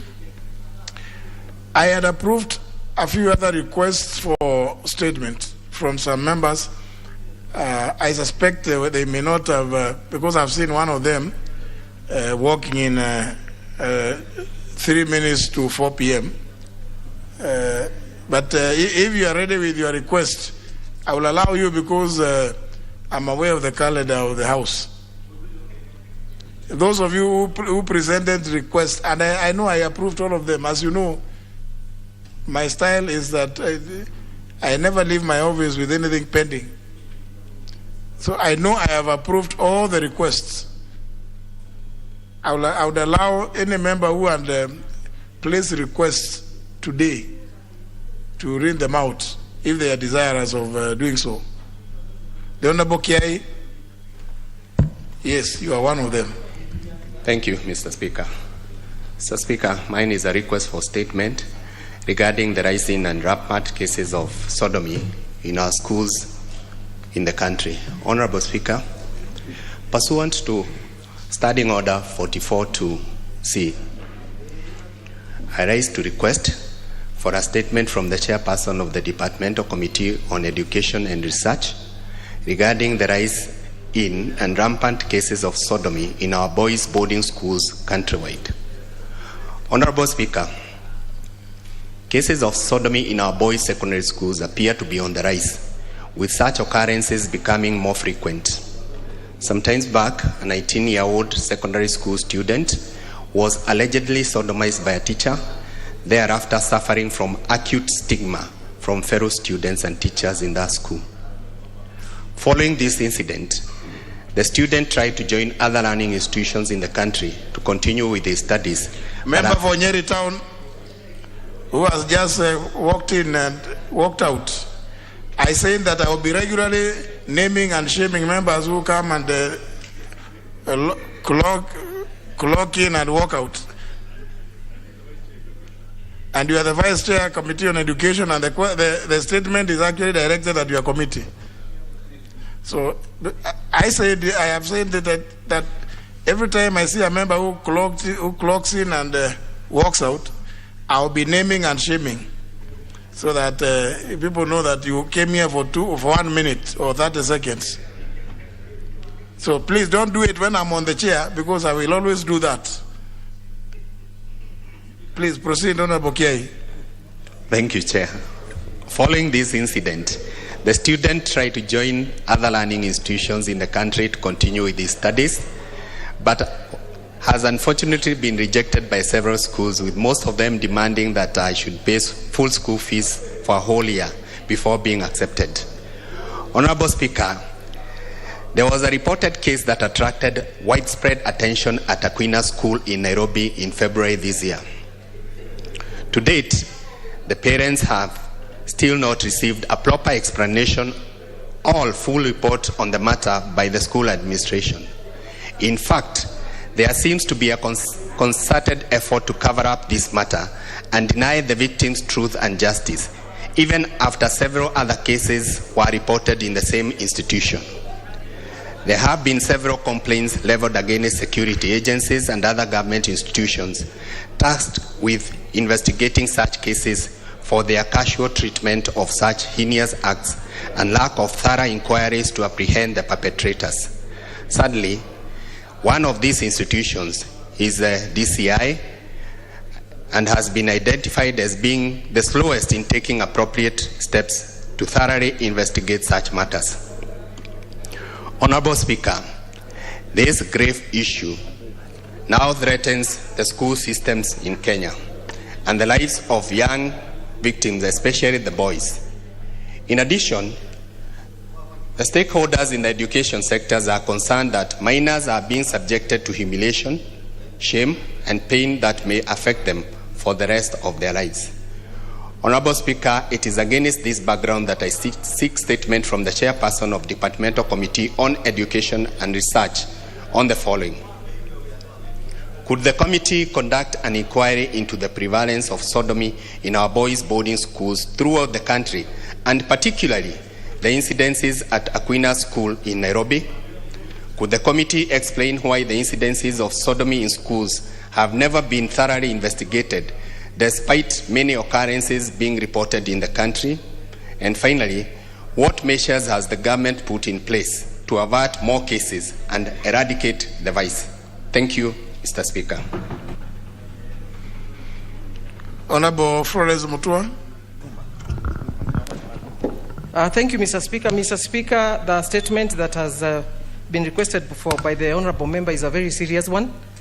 However, next week the ministry is very busy with the issue of exams. So, Mr. Speaker, I would kindly request for 2 weeks to be able to respond to the issue. Thank you, Mr. Speaker. You may have noticed that one of the requests is whether the committee could undertake a countrywide inquiry. Yes, Mr. Speaker. But more specifically, the incident reported at what is referred to as St. Aquinas. Yes. Yeah. Yes. We'll do what is necessary for the committee to do that, Mr. Speaker, as quickly as possible. Very well. Thank you. I believe any other member whose request I approved?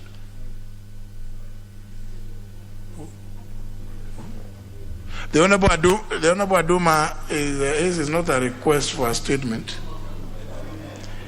Member for Tigania West, I do a request for a statement. Oh. I had a request for statement, but I don't know whether it was approved. Yeah, because it is you. I was saying you walked in 3 minutes to 4, and the way you started the relaxed there, it appeared to me that you are not aware that I approved your request. So you have not gone to table office. Notify us in time, and then we can pick it and come over here. But if you don't mind, I could probably didn't. No, if you don't have it, then... yes, this has been provided to me.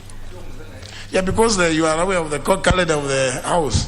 That's why I'm giving you this chance. Okay. Thank you, sir. Thank you, Honourable Speaker. Honourable Speaker, I request for statement regarding demand for deployment of enough or more security personnel in Tigania West. Honourable Speaker, pursuant to the provisions of Standing Order number 44-2C, I seek to request a statement from the chairperson of the Departmental Committee on Administration and National Security regarding demand for deployment of more security personnel in Tigania West. Honourable Speaker, leaders from Meru County and in particular Tigania West and Tigania East have severally requested the Cabinet Secretary for Interior and National Coordination to deploy enough security personnel due to many incidences of armed robbery and cattle wrestling in the northern grazing area of Meru, where several people have been killed. The residents of Meru have expressed their concerns on the increased cases of killing by armed criminals whose main agenda is to grab their land. Honorable Speaker, about 2 years ago, the Ministry of Interior and National Coordination withdrew the guns used by the National Police Service, or NPR, in Tigania West.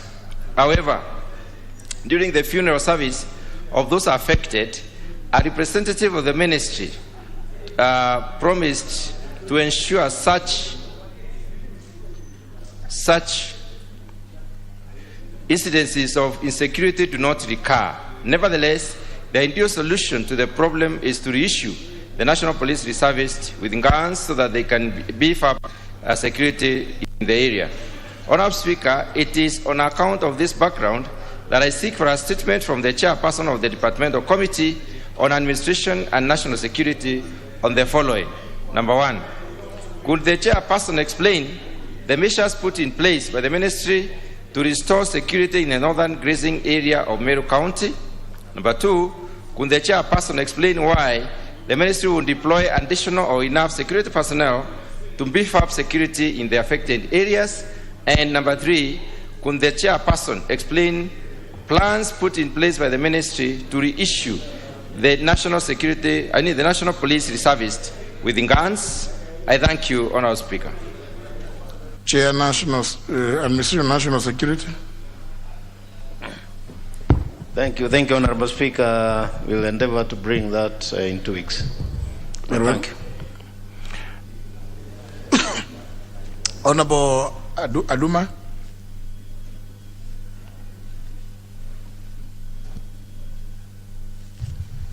Thank you, Speaker. Speaker, mine is pursuant to Standing Order 431. I wish to make a statement regarding the side demise of the late Mzee Honorable Ondiek Chilo, who passed away on the night of Friday 25th, 2022 in Kisumu while under medication. Honorable Speaker, the late Mzee Ondiek Chilo was a trained teacher. His political career started at pre-independence long before many of the members serving in this House today had seen the light of the day, and he diligently served at the African District Council in Nyando constituency from 1963 to 1965. Mr. Speaker, he later became a member of the Central Nyanza Regional Assembly from 1963 to 1966. And upon the death of the late D.O. Makasembo, he contested and he was elected as the Senate of Central Nyanza until 1969, when the Senate seats were dissolved in a new political dispensation then. Honorable Speaker, this Mzee served the constituency of Nyakach and the people of Kenya diligently. He was very dedicated and was a man of great integrity and a dedicated Christian whose symbol during his elections was the Bible, popularly known in Luo as Mumamaler, the clean Bible. Honorable Speaker, the demise of this Mzee Honorable Chilo is perhaps the last curtain that is drawn on members of the first political generation who, under the stewardship of the late President Mzee Jomo Kenyatta and Jaramogi Oginga Odinga and the late President Daniel Arap Moi, worked selflessly for the independence of this country from the British colonial rule. The family, the friends and the relatives are converging daily for prayers at his home in Turdiburo in West Nyakach ahead of his send-off on 11th March 2022. May his soul rest in peace. Honorable Speaker, I have another statement and an issue of great concern which I also want to raise. Pursuant to Standing Order number 43 on the alleged assassination of His Excellency the President Uhuru Kenyatta and Commander-in-Chief of the Defense Forces of the Republic of Kenya. Honorable Speaker, it is now in the public domain. Has it been approved? Is it approved? Honorable Speaker, I have not gotten, I suppose it was. No. I know I have not approved it. You know, don't sneak in things You know, I not under my nose, no, it will not pass. Honorable Aduma, you know, I'm very diligent. And I remember discussing with you and asking you whether really, other than just going to make statements here, which committee has the wherewithal to investigate allegations of assassination, really? And I thought,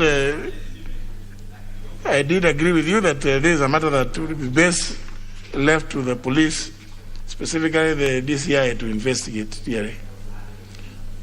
Because the allegations such as those ones are weighty.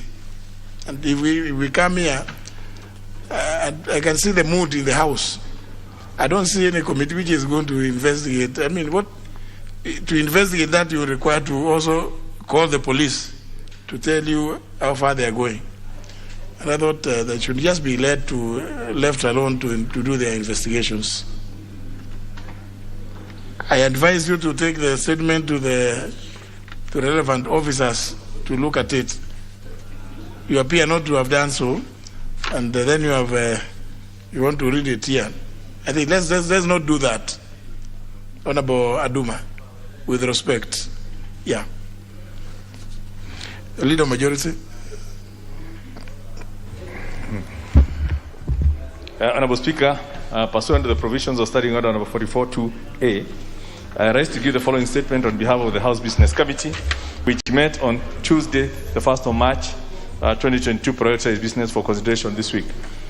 Honorable Speaker, as members are aware, the House is scheduled to proceed on a short recess commencing tomorrow, Friday, the 4th of March, 2022. Let me take this opportunity to thank all members and the leadership of the House for the cooperation in discharging a mandate, even within very tight timelines and in a very busy season inside and outside the House.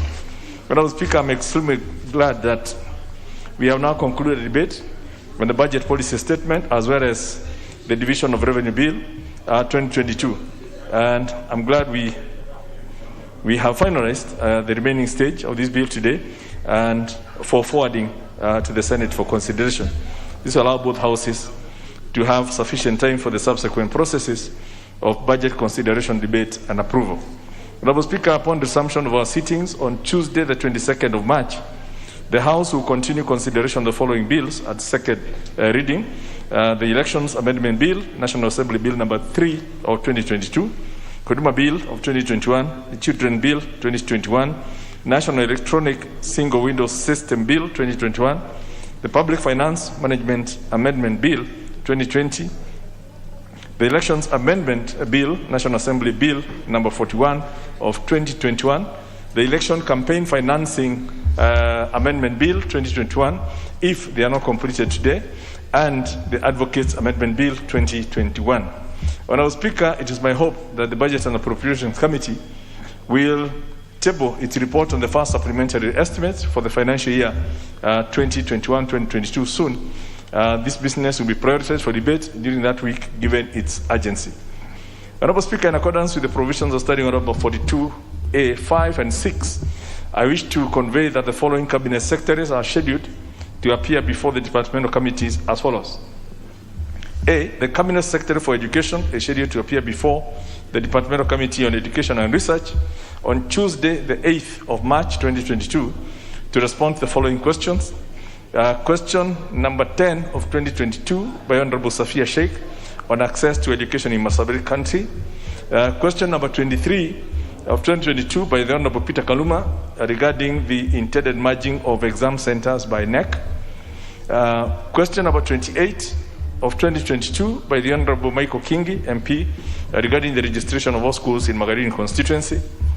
Question number 32 of 22 by the Honorable John Wambugu regarding the issuance of KCSE certificates to students of Sacred Heart Kangaita School. Question number 39, 2022 by the Honorable William Kamket regarding the sustenance of school feeding program in Tiati considering drought. Question number 40 of 2022 by the Honorable Michael Kingi regarding the infrastructure and staffing of Galana Teacher Training College and Waresa Technical College. Question number 52 of 2022 by the Honorable Kamket regarding the details of schools benefiting from funds to build more classrooms. Question number 54 of 2022 by the Honorable Bishop Kawira Mwangaza regarding the quality of infrastructure in schools and criteria for infrastructure funds distribution in Meru. The Cabinet Secretary for Environment and Forestry is scheduled to appear before the Departmental Committee on Environment, Natural Resources on Thursday, the 10th of March, to respond to the following questions. And that's question number 33 of 2022 by the Honorable Anthony Oluoch regarding the impending closure of Kiamaiko Animal Slaughterhouse. And question number 59 of 2022 by the Honorable Dr. Pukose regarding the suspension of community forest associations that undertook shamba system in various forests. The House Business Committee will convene on Tuesday, the 22nd of March, 2022 to schedule the business for consideration for the rest of that week. Honorable Speaker, I now wish to lay this statement on the table of the House and to wish members restful and hard-working recess by the time we break later today. Very well.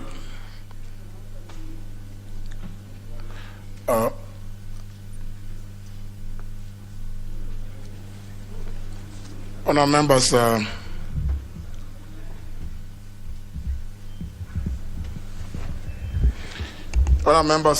request of the Justice and Legal Affairs Committee and the Committee on Implementation, Constitutional Implementation Oversight Committee. On their request, I rearrange business appearing on the order paper as follows. After the business appearing as under number 12,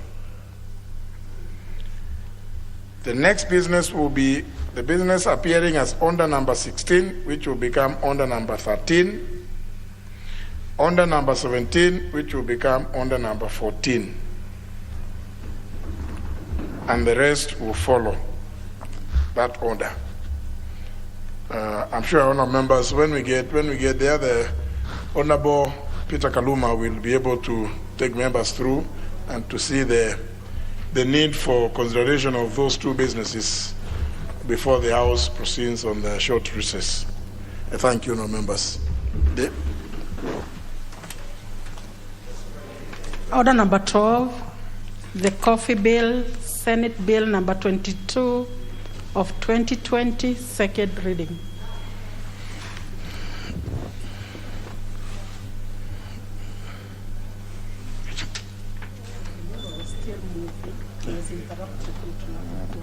The mover. Well, the record shows that the mover was still moving. He has a balance of 40 minutes. Honorable Tiren, proceed. Thank you, Honorable Speaker. You were interrupted on many occasions, but thank you very much. I'll just continue from where I reached. And Honorable Speaker, in Nandi, Kericho, and Bungoma counties, the committee conducted public hearings and received submissions from the following stakeholders. That was National Coffee Cooperative Union Limited, Coffee Estate Producers and Processors Association, Kericho Bomet and Koru Coffee Growing Zones.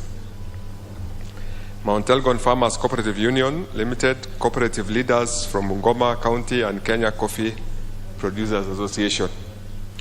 Honorable Speaker, sir, the committee was still considering the bill when it received the Coffee Bill 2020, Senate Bill number 22 of 2020.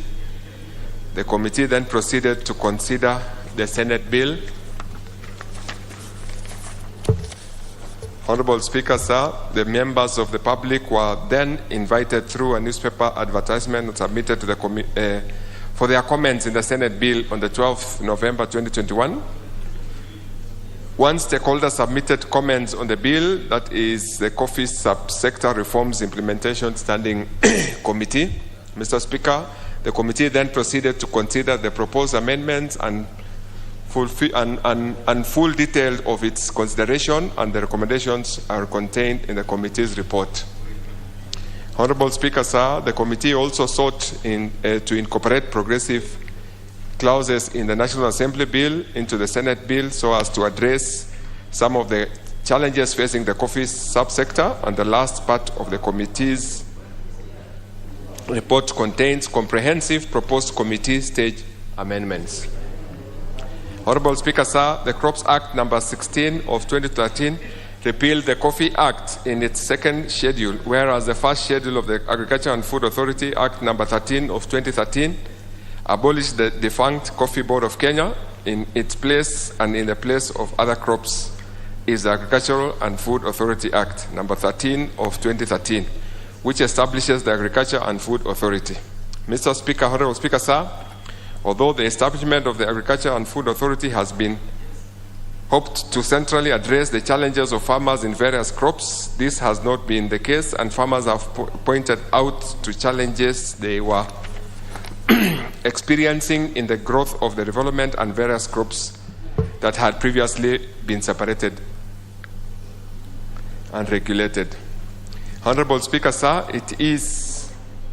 it had been envisaged that with the enactment of the Crop Act number 16 of 2013, the Agriculture and Food Authority Act number 13 of 2013, the challenges that face the agricultural sector, particularly crops, would be effectively and adequately addressed. But this has not been the case, and the farmers have borne the brunt. And this is not just for the coffee sector, but to the sugar, coffee, and other crop cereal as well. Honorable Speaker, sir, the bill and the proposed amendments provided in the report will go a long way in addressing most of the teething problems in the coffee subsector. An example there is the proposed amendments to establish a coffee stabilization fund. The fund will help coffee farmers in income price stabilization, especially during years when coffee prices have plummeted. Honorable Speaker, sir, I encourage members to support the bill so as to help relieve the coffee farmer from the pain and challenges that they have been facing. Honorable Speaker, I beg to move. Thank you. I'll give Honorable Mutunga to second. Thank you. Honorable Mutunga.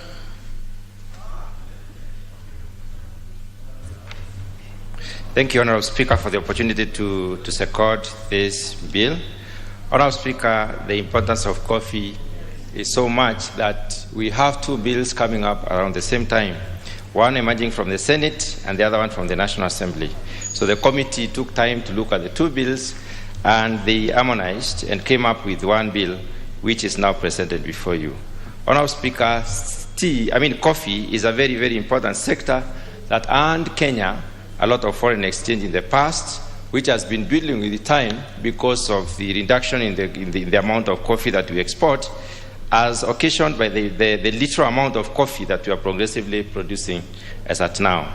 Honorable Speaker, coffee is also a major foreign exchange earner in the sense that at one point in time we were exporting 130 metric tons of coffee.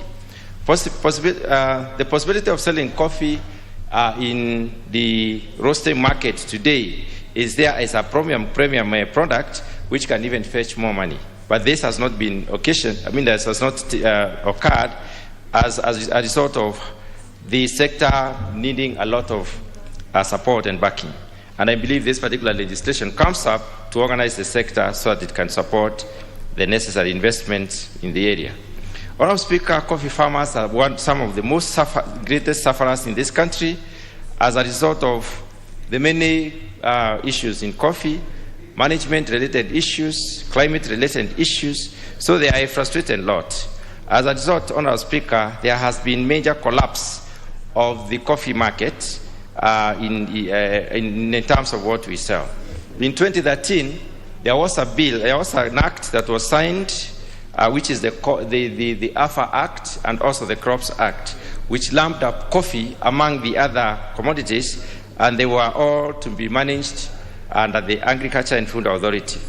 The hope that time was that it would be possible and cheaper to manage the sector, but it has dawned unto us that it is not really efficient because of the number of handlings or the number of activities that have got to take place, and therefore the need to separate or isolate coffee as a product and have it as a standalone product in this country and focused in the sense that we want to have the Coffee Board of Kenya reborn. Honourable Speaker, in the bill itself, there are several proposals that have been made. First of all, there are key proposals for production. There are proposals for development of the crop, including research, including production-related developments, and also for marketing of the product.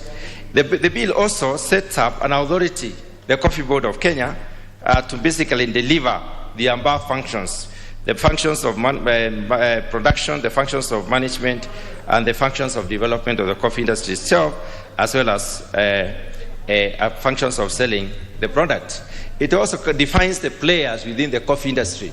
There are very many players in the coffee industry, the growers themselves who are categorized into small, medium, and large scale. We also have the coffee roasters, the coffee marketers, the coffee auction system, and many other stakeholders who are involved. And they are very clearly defined, and their laws are outlined in this particular legislation, the proposed legislation. Honourable Speaker, it also provides the industry representation in various aspects of the crop itself and the various aspects of the value chain. It cures the mischief of the management-related issues that led to extortion of the farmers, and therefore it proposes measures that will improve the management of the crop to put it back to what it used to be, so that farmers can be encouraged to take up a lot more of coffee production, and therefore we would go back to exporting coffee as it used to be. The legislation also proposes setting up a complementary and independent coffee research institute, which was lumped up under the AFA Act, under the CARO. When CARO was being formed, there's a CARO Act. CARO meaning Kenya Agriculture and Livestock Research Organization. Coffee is recognized as one of the institutes within the Kenya Agricultural and Livestock Research Organization. But now it's being isolated. The research institute is being isolated, and the bill sets up its own functional mechanism and puts up a board that is going to manage the Coffee Research Institute, which will therefore be specializing in coffee research, production of new varieties, and looking at the challenges related to pests and diseases, so that farmers can have a better standing in production of the crop. It also specifies the internal revenue-generating mechanisms within the industry. The industry itself generates income, and it is possible even to support the coffee research through a certain levy which has been proposed within the legislation. It specifies and delineates the various government roles, the national government roles, the roles of the county government, and the roles of the various other stakeholders who are supposed to be participating in the industry. The bill specifies the regimes and the types of licenses and permits that are supposed to be administered within the sector, and it clearly specifies who is supposed to administer what permits or what taxes or what levies. It also specifies the commodity exchange structure, the selling or auctioning of the coffee itself, the systems that are supposed to be put in place, and also sets up the functional limitations of this commodity exchange structure. It details on the quality assurance aspect, which also recognizes the geography in terms of the geographically indicated coffee, whereby we can grow coffee from, let's say, Kisii, and it can be sold as Kisii coffee, and also probably Meru coffee or Kirinyaga coffee. And it goes further also to look at issues of traceability, so that when you are selling in the world market and the buyers need to know where this coffee came from, there is a clear mechanism of identifying who produced this coffee and under what conditions. Honourable Speaker, this bill is important for the sector, and the farmers have been waiting for it for a very long time.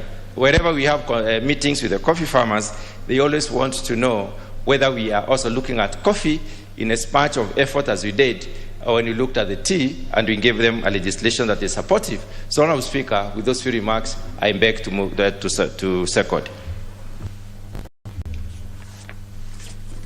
Member for Samburu North, you wish to? Yes. Honourable Members, I propose the question, which is that the coffee bill, Senate Bill number 22 of 2020, be now read a second time.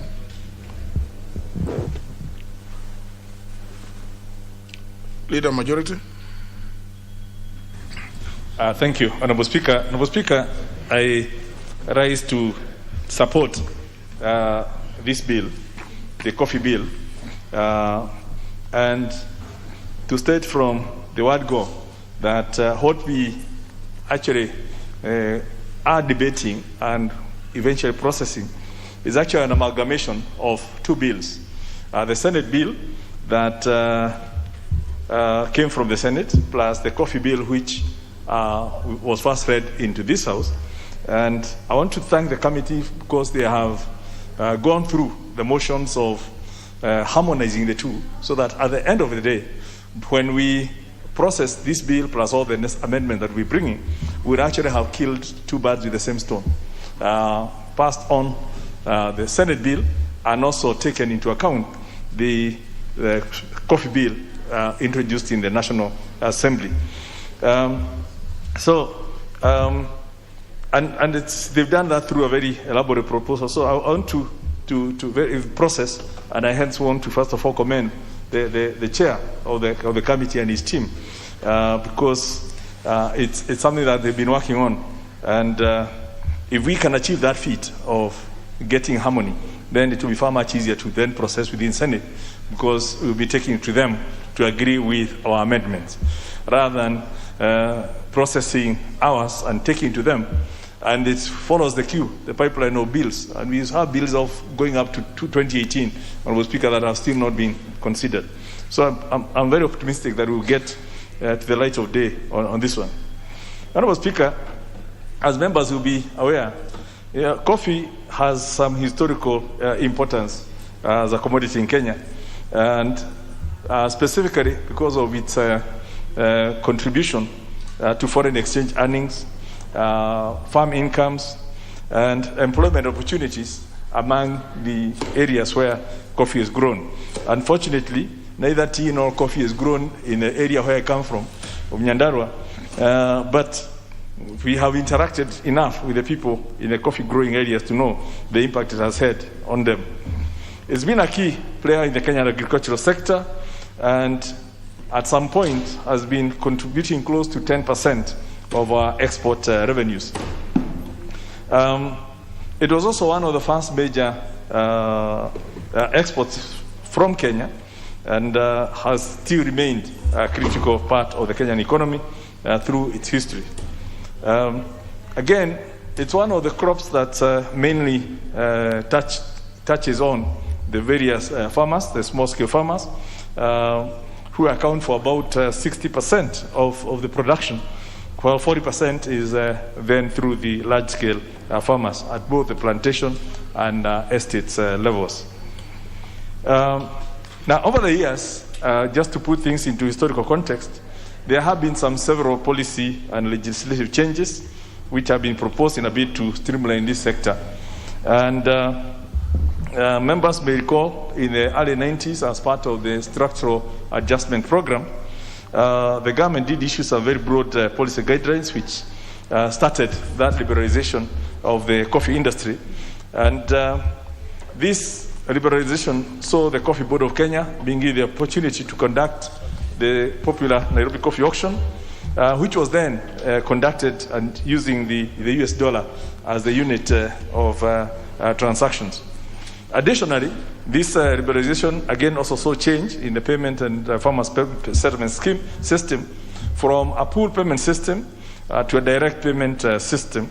And it's also about the same time that more millers were licensed. I just recounted that a little bit of history to bring into context the fact that we have come so far in experimenting with different approaches and taking lessons. Then in 2013, again, guided by the proliferation of so many parastatals within the agricultural sector, this House did pass the Crops Act in 2013, which intended to amalgamate all the various boards and also called scheduled crops to be managed under one directorate within the Ministry of Agriculture, the Crops Directorate.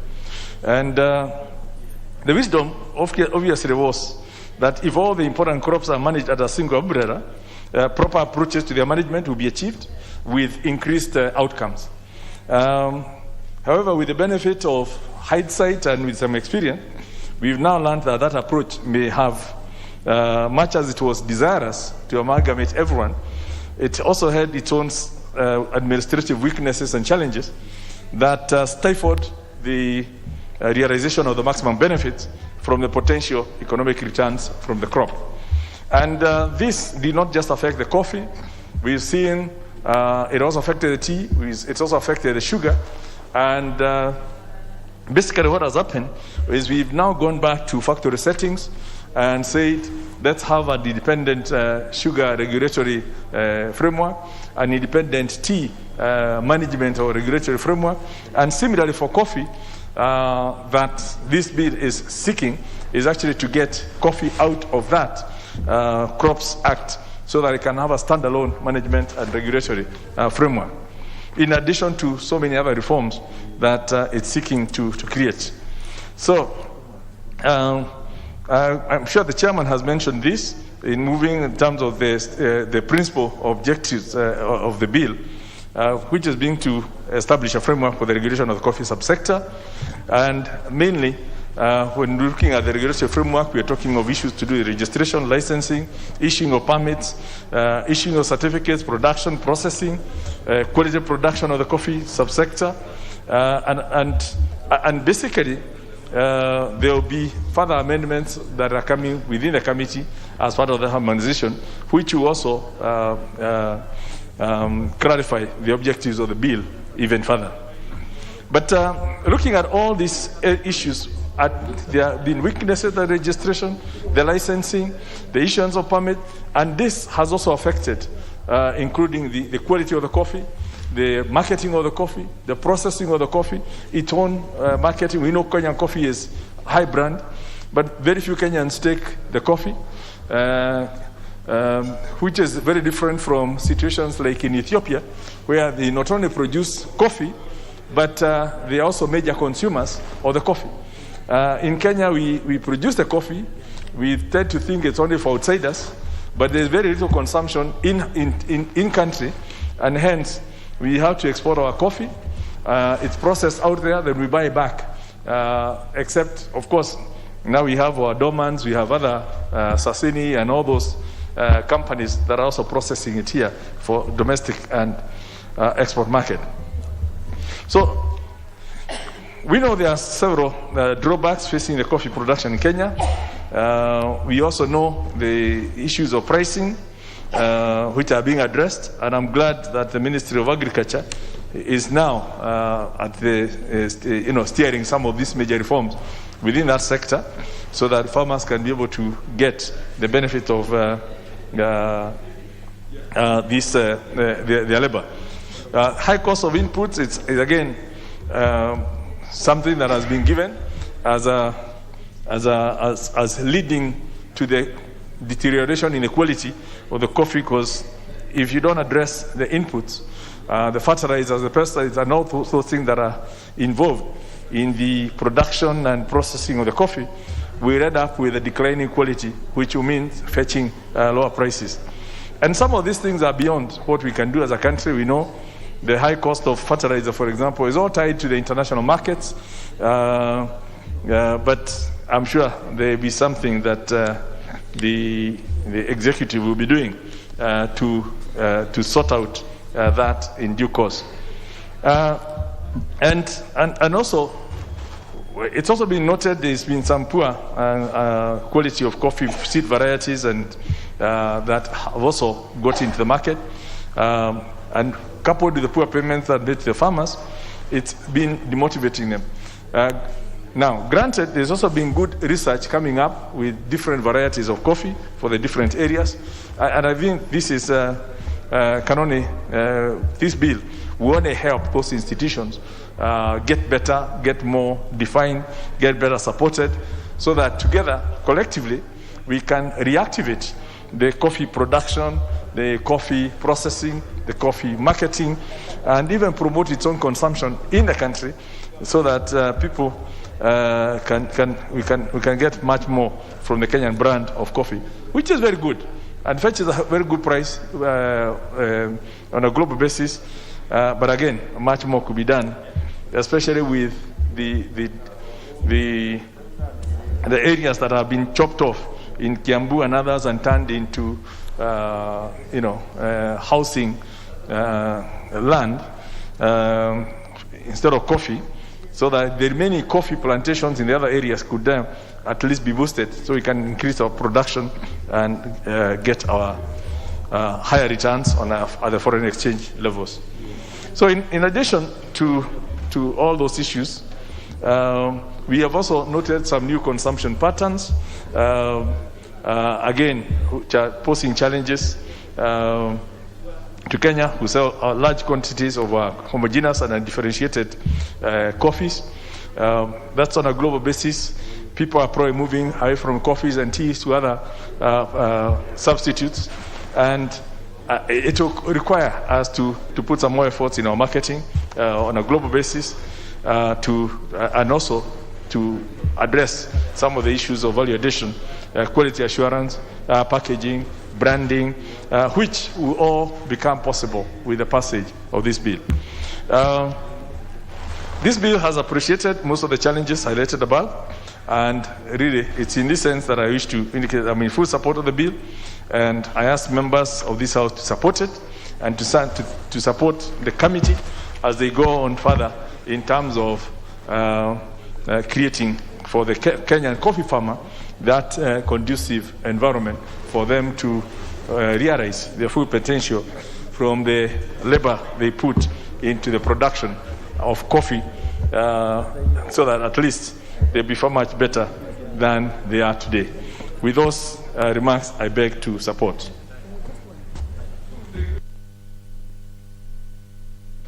No, who is saying put to the question? When we have quite a number of members who want to speak to this. And I can tell somebody like Honorable Murugara is quite keen on this one. Yes, as many members as are keen to speak on this, Shah.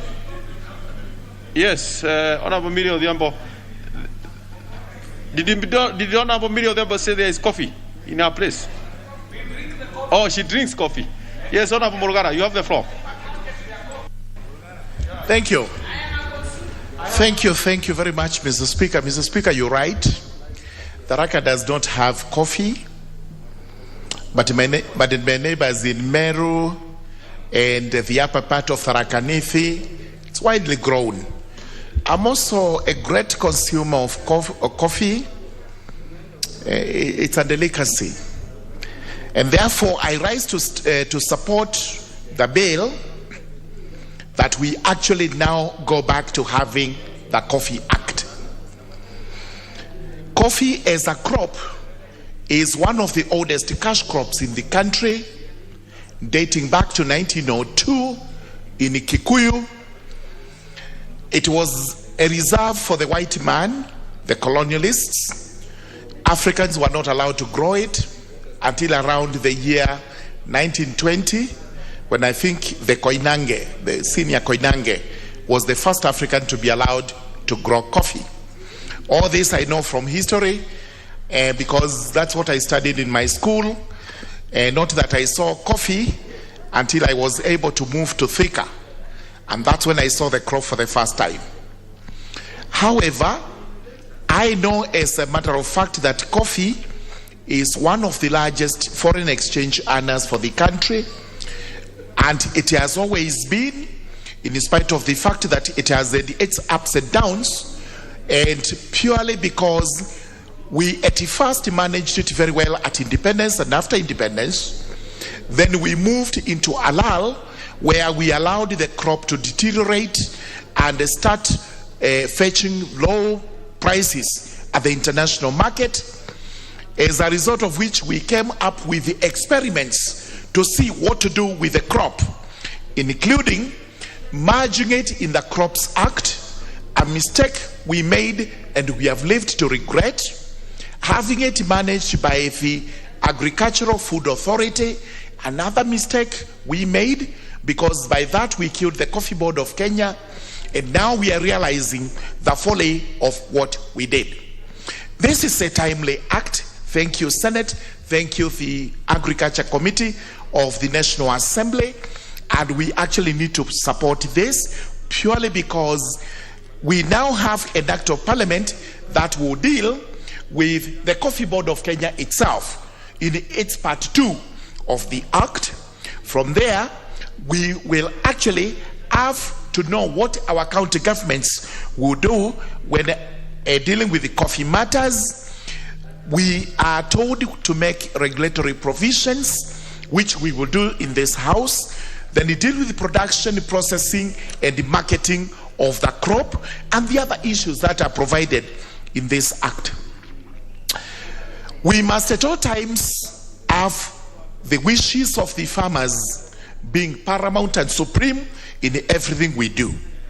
We must uplift the welfare and the well-being of farmers by investing in a crop such as coffee.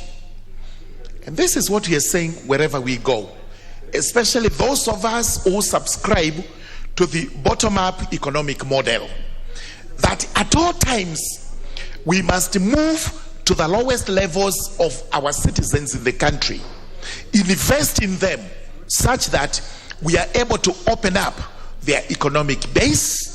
We are also able to expand the taxation base, as a result of which, for the first time, we will move around to having investments in Kenyans as opposed to investments in development, investment in production, investment in manufacturing. Then after that, we can think of investment in development. Let us have coffee grown widespread. And this is why we were talking earlier on of the idle lands in the country, which we must now bring to agricultural production, whichever way. If we made a similar mistake, like what we have in dealing with coffee, when we actually dealt with the 1 million acre schemes, and these were colonial schemes soon after independence to try and settle the landless Kenyans, which were actually exploited by the high and the mighty to award themselves thousands upon thousands, hundreds of thousands of acres at the expense of the ordinary person. This is the time we actually relook into this and we see whether every farmer can now have land on which to grow crops, including coffee. I know we are also trying to decentralize tea, which is also a very important crop in the country. We are decentralizing sugar, and soon we will actually be decentralizing all crops from the Crops Act. Most important, I now have to go to my constituency, where I would want to see an act of parliament which is pending before this house because it was passed by the Senate, the Mung Beans Act. It is the Mung Beans Bill, which is similar to the coffee bill. And for those who do not know what mung beans are, these are actually the dengu that is enjoyed across the Republic of Kenya by every household. We want to see this crop, which is widely grown in Tharaka constituency. It is actually the leading cash crop and not a food crop per se, because farmers in Tharaka do grow this crop, after which it is sold as a cash crop for consumption elsewhere in the country. Let us have a mung beans board to deal with this. Let us have a way of promoting its production, its marketing, and all that goes with the production of crops. We also have other crops which we must decentralize. One of them being the gadam sorghum. This is a type of sorghum that is actually marketed to Kenya breweries. It is for purposes of brewing beer and the assortment of beers that we enjoy. There isn't any law that regulates this. It's a cereal. I know there used to be a Cereals Crops Act, which unfortunately was also repealed and amalgamated with the Crops Act. This is the high time we went back to this to ensure that we are also able to grow our cereals at reasonable and profitable margins in the country. There used to be cotton widely grown in Tharaka also. It also went down and just died. For reasons we know, poor management, the Cotton Seed and Lint Marketing Board was actually let to die, as a result of which there wasn't much production of cotton. Everything went down with it, including the industries we had, which were actually working on garments, like the Rift Valley textiles and such other industries. They all went down, and the crop now is a pale shadow of what it used to be. Let's go back to producing cotton so that we move away from these imports, some of which really have nothing or no benefit to our country apart from killing our industry, killing our economy, and doing everything else. As I complete my submissions, we were just dealing with the reduction in the food prices. And the only way we can deal with this is to ensure that we have proper laws in place, proper laws to control inputs in what we are growing in the country. Because food prices, at the level they are in today, every Kenyan is worried. Are we really on the right path? And there are various reasons why our food prices are so high, including high taxation. And that taxation is not for the benefit of the country. Possibly, it's a taxation that would enable the country raise revenue to pay its increasing debt levels. And we have no qualms, so we do not have any missing of words that our debt situation in the country is not the most palatable. It is not the best. Absolutely. And let me not be told by anyone that we're incurring these debts so that tomorrow our children have better roads, our children have water, our children have electricity. Because the way we are distributing development is skewed. And somebody needs to address this. I can assure you, my child is going to be faced with a debt of 250,000 shillings. Every child being born in Tharaka. There isn't much of roads, there isn't much of electricity, there isn't much of water. So, I do submit that as we look into all the crops in the country, as we look into reduction of food prices, let's also look at our debt levels, let's look at taxation so that the lives of Kenyans can be eased, especially the lives of hustlers. Thank you, Mr. Speaker. Honorable Odhiambo Akot.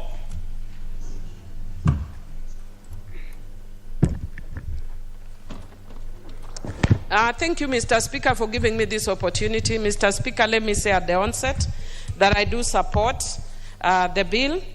I am not a coffee grower, but I'm a consumer, even though I tend to love tea much more than I love coffee. But in solidarity with my husband, who is a lover of coffee, I do support. But that aside, Mr. Speaker, one of the things we know is that coffee is a major foreign exchange earner for this country. But in recent years, we have faced a lot of challenges in the production of coffee.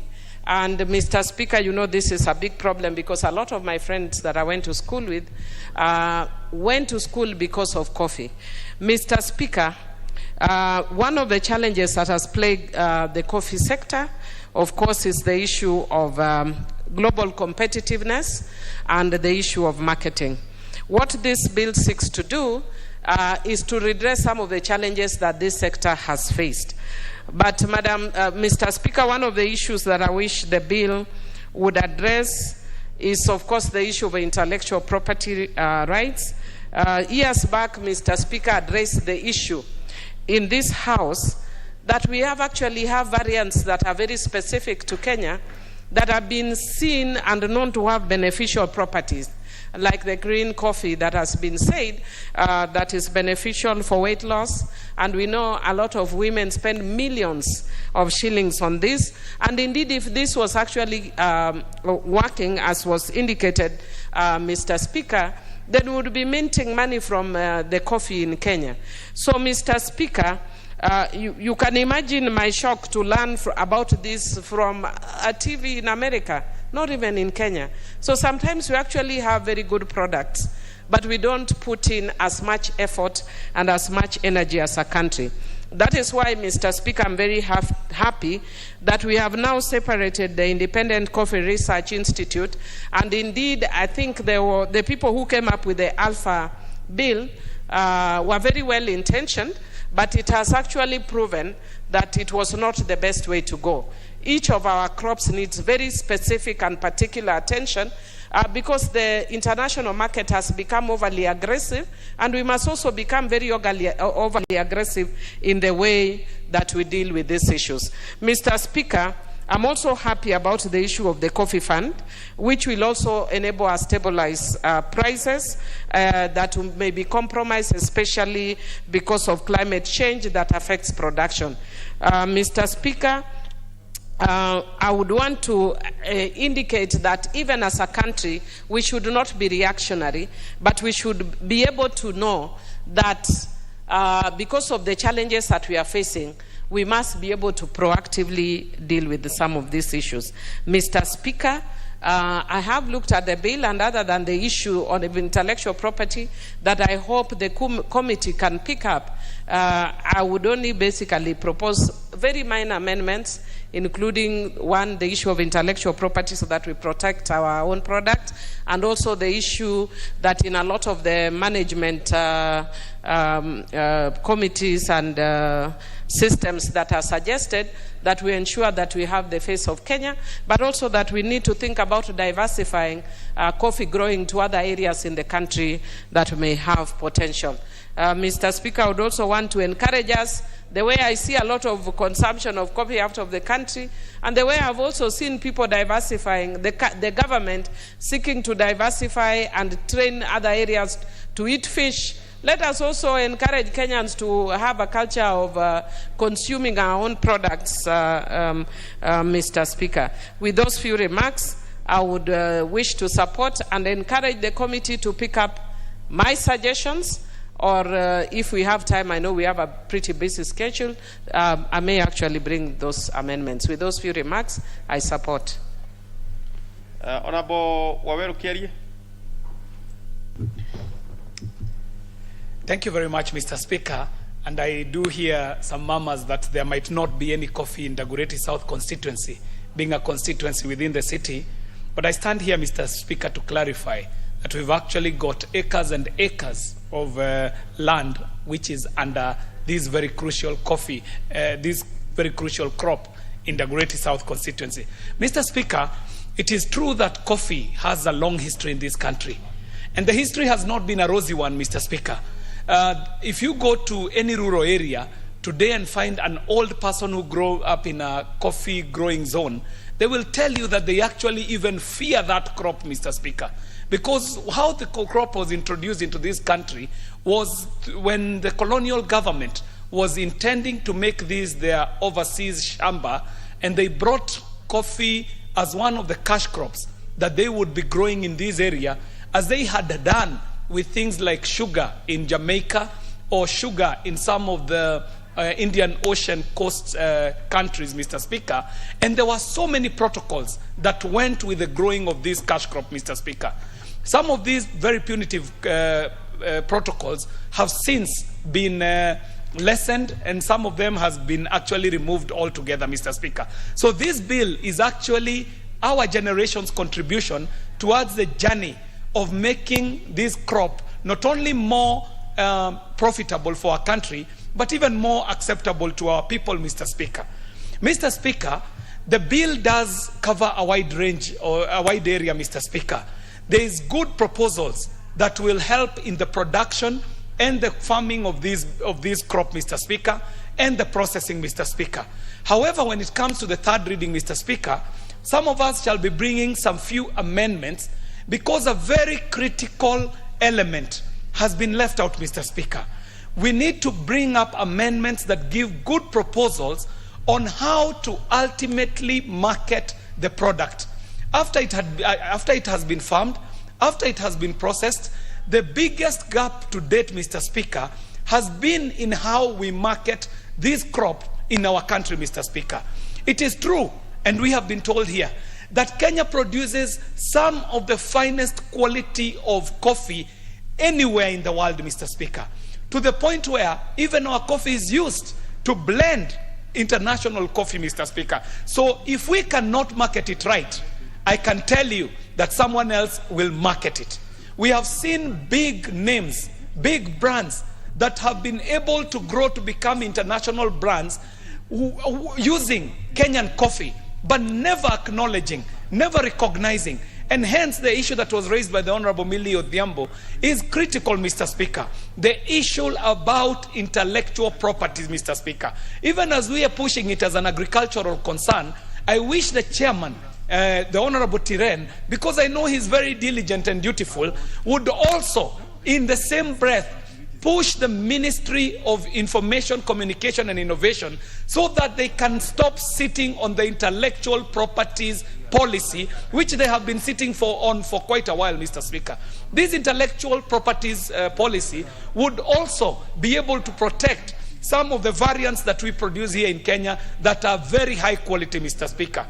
When we were growing up, we only knew of Arabic and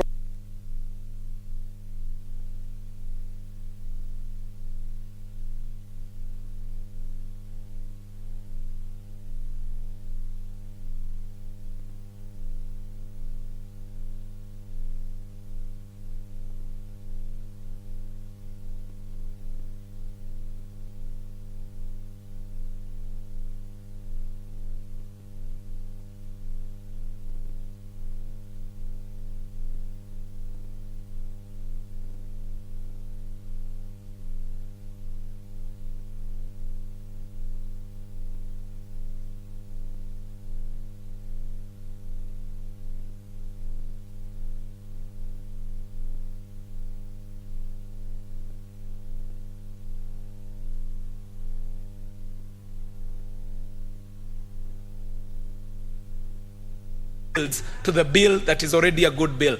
Congratulations to the committee. Thank you very much to the chairman for moving it so ably, and the Dr. Kanyuidhia for ably seconding it, and we support their efforts. Thank you very much, Mr. Speaker. Honorable John Bunyasi. Thank you, Mr. Speaker. I rise to contribute to the coffee bill. Generally, I'm in support of it. But I would like to use this opportunity to lament a little bit that we have been going around in circles. Back in the late 70s and early 80s, our coffee board was doing very well. We had a coffee board.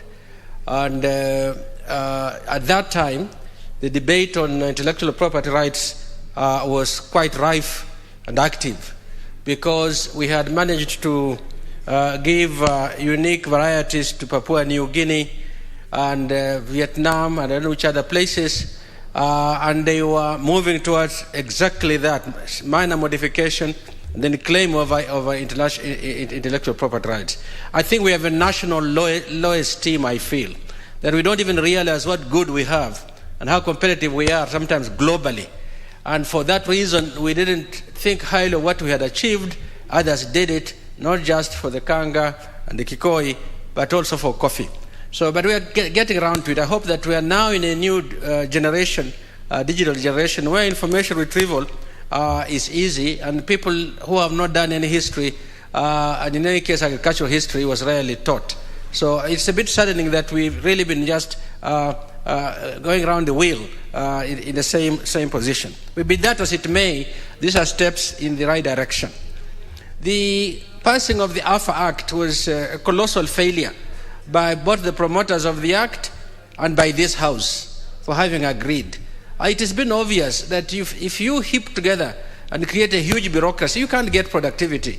But we went for AFA without too much thought, and we have essentially lost at least 10 years in the development of the crops that were put under AFA. I think that was a colossal mistake, and I hope that we never do something similar. I know there are moves to do something similar in the energy sector and transport sector, but those are big mistakes. I hope that we don't go that route. Mr. Speaker, I think that we are doing the corrections of AFA progressively. I hope it's made a lot more rapid. We had a coffee research institute that was of global standards. There's nobody who didn't seek to get a sabbatical or to be in one way or another associated with the Kenya Coffee Research Institute, funded by a private foundation, the Coffee Foundation. It was something that was up there in terms of financial technology that was so dependent on the budget. It was being raised by resources that came from the crop itself. That they were doing phenomenal research. So it's really sad that we dropped all of that, and I think for many people in this house, this will be new things being done. Actually, there are things that are being done extremely late. It is just a rewinding of things that we have done very, very, very well. But there is always time. The right time is when everybody thinks is the right time. And I can guarantee you that after we do this, in 20 years' time, others will think they're doing something new that perhaps we just be doing this. So let us do this diligently. Let us do it with the confidence that those before us who have been in this research, the coffee research, had done exceptional work and had gained global recognition. I would like to move on slightly on this. Don't worry about coffee in Dagoretti. Let real estate move. We are not going to be able to compete against real estate. For sure, that's a battle you lose. And why? Because the owner of the land has a choice as to which gives them the better return in their perception. And we can't use national arguments to convince individual property holders. But I propose something. There are areas around the country that have climates that are similar. It may not be identical, but are very similar. In West Pokot, in Kapenguria, you can expand coffee. They grow coffee there. You can do a lot more there. There are many areas around the country that have the climate where you can grow coffee. We should think broadly and we should widen. There are varieties that are grown in the lower, more humid areas that are different, but they also have a big market. Coffee is grown in Busia and Bungoma, and I know an entrepreneur who has been promoting coffee growing for farmers and has successfully been able to sell some of their coffees in the Dubai Expo. So it's doable.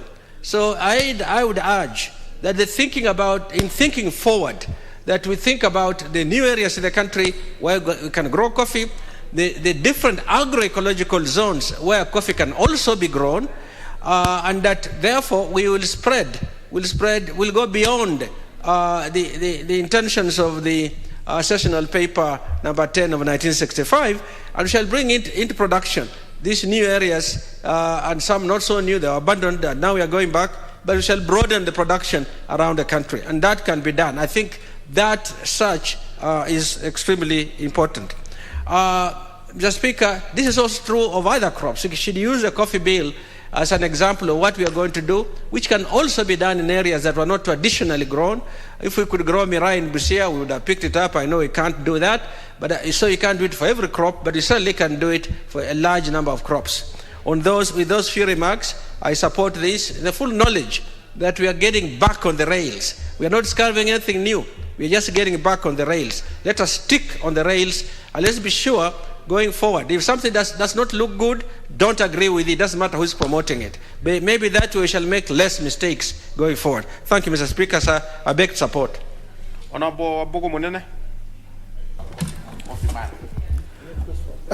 you, Mr. Speaker. And I must say from the outset, supporting this bill. And it is a great day for me, and especially the people of Kirinyaga County, where coffee is actually the mainstay. We have 3 constituencies growing coffee, which is Kirinyaga Central, which I represent, Geshogo, Adidia, and we have actually expanded to Moya, where my friend Kavinga represents. I must say that I look at those good old days when households in Kirinyaga County used to enjoy whenever there was a coffee payment.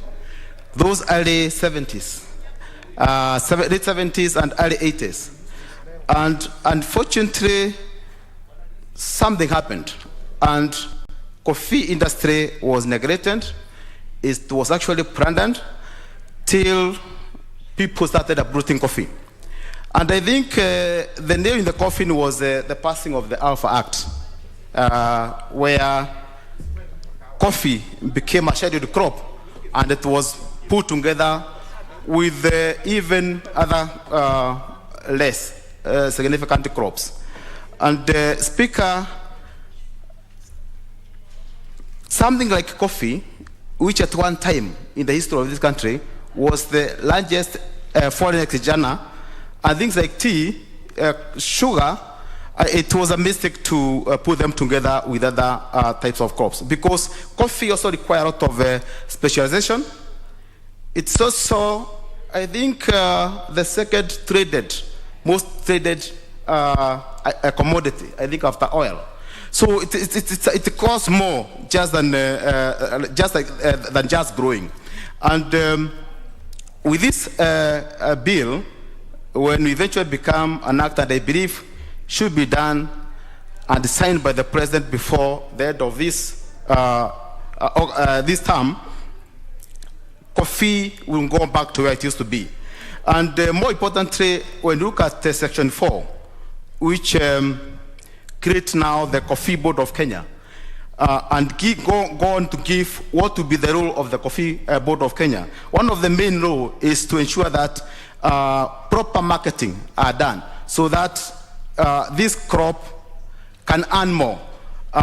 Because in terms of quality, we know Kenya produces some of the best quality in the world. But what I hope is that once this bill becomes law, it is not going to meet the same fate as the Tea Bill, the Tea Act, because even after passing the Tea Act, cartels continue resisting the change in the tea industry. And I hope once this bill is also passed, the cartels, because we have a lot of cartels currently, also in the coffee industry. We have brokers who don't want to let it go. And this act is coming to address that. We have some cooperative societies who don't want to let it go.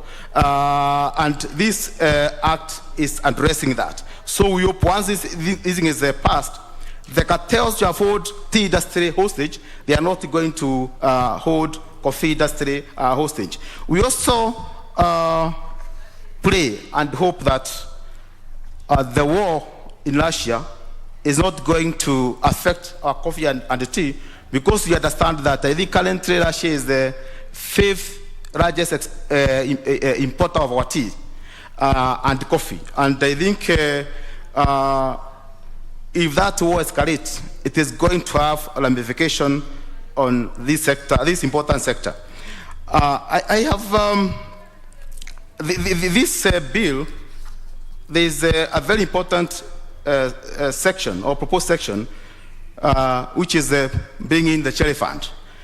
And the importance of this is that it can cushion farmers when the prices are not good, or when they want to invest in coffee but you don't have cash money. Currently there's a cherry fund, but there has been a lot of resistance from farmers to take it because it is done under the offer. But the thing is that we always say once bitten, twice shy.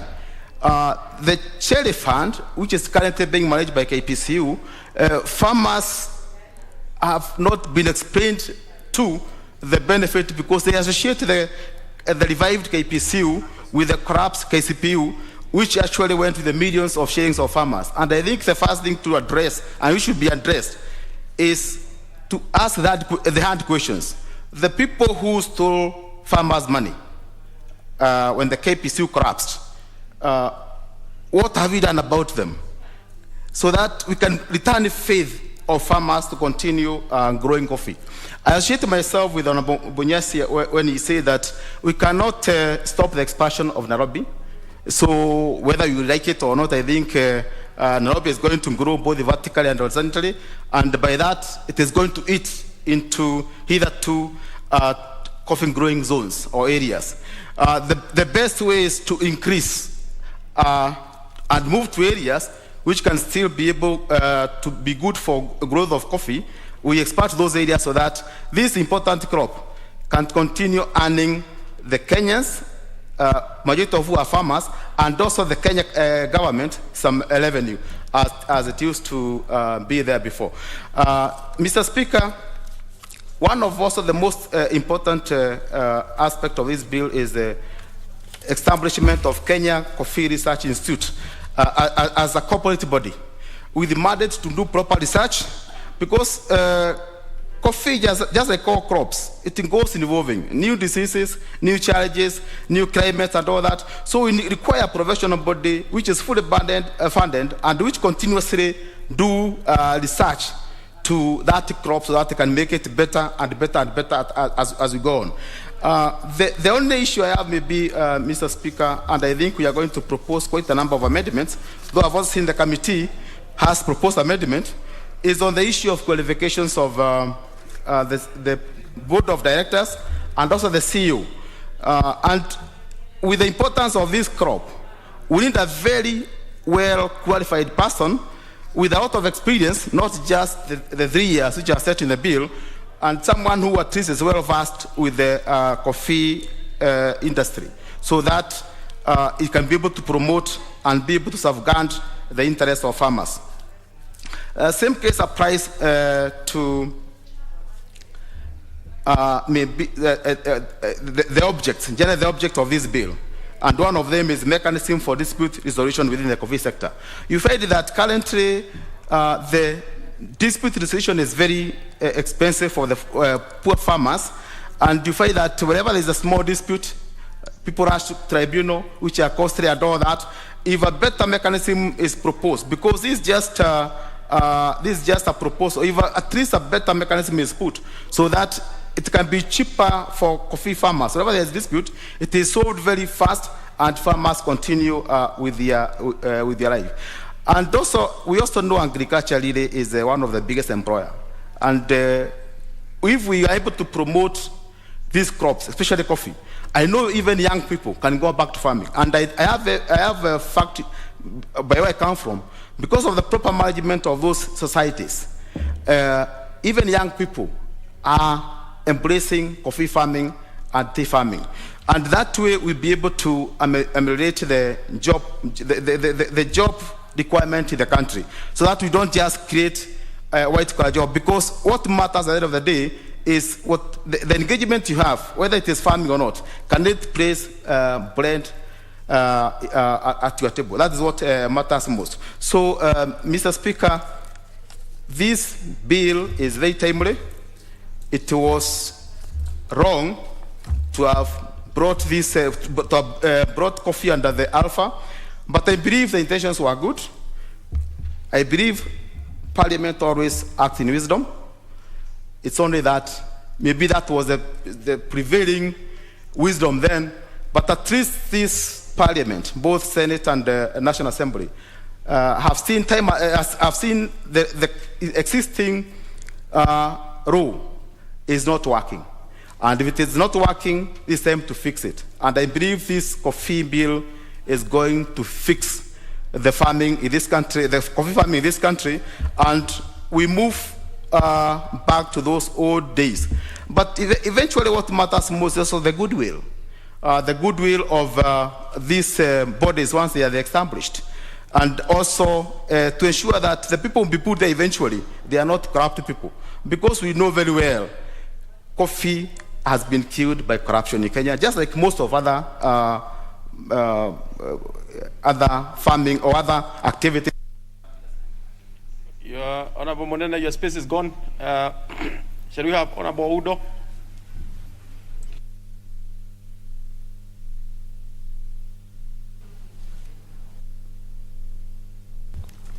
Thank you, Honorable Speaker. And it's a momentous day to stand here today and contribute on the coffee bill, Senate bill that came from the Senate. Honorable Speaker, for many years, coffee was like what we used to call the black gold of Kenya.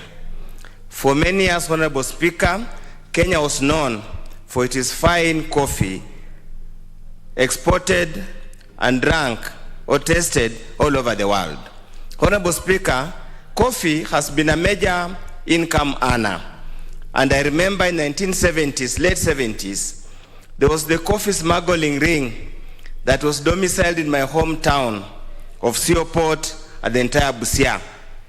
And it was indeed, that was the height. That's Chepkuve and the rest, that was the hallmark of the coffee business. Honorable Speaker, over the years, we have had so many lamentations. We have read so many reports, and we have written we supervised so many students talking about the loss or the reduction of coffee growing in this country. Honorable Speaker, it is a matter of a high interest and a matter of urgency that we revive this coffee industry or coffee subsector, because the role it plays in the national economy is so monumental, we cannot allow it to die off. Honorable Speaker, we remember with nostalgia how KPCU, we remember with nostalgia the coffee board, we remember with nostalgia the marketing was associated with the coffee. It's indeed sad that with the enactment of the Crop Act and the establishment of AFA, generally the coffee sector got a beating, so to speak. Honorable Speaker, this particular act basically deals with 3 or 4 issues. Critically, in its objective, is to promote the growing and production of coffee. Secondly, in generality, is basically to set into place structures that will ensure that we get value for money from the coffee subsector. Honorable Speaker, like all typical acts we have made after realizing that lumping everything under AFA was probably a mistake, have generally followed the same line. Honorable Speaker, nobody wishes probably to question the wisdom of Parliament then, but probably there must have been a very good reasoning, a good thinking, and this probably was based on the view that it's economies of scale in bringing all the crops under one act, under one management structure.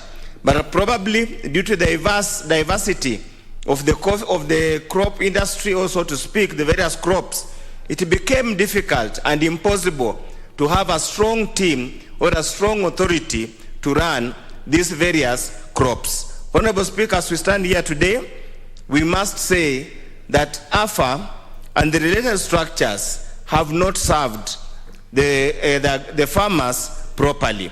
And that's why there has been clamor all over the country to dismember AFA, so to speak. At this rate, Honorable Speaker, in the next few years, AFA will remain a shell and we'll have to dismember it and abolish it so that we go back to various crops. Honorable Speaker, coffee was a scheduled crop under the Crop Act. So consequently, they have, I think, a directorate and AFA to deal with the coffee. These cash crops, so to speak, are so critical to this country, it was practically impossible to have the trust and the ability to market them by merely a directorate. And that's why we must laud the Senate and we must laud the committee for having had the opportunity to literally look at this. Honorable Speaker, the Coffee Board of Kenya is going to be now the main body that's going to oversee the coffee sector in this country.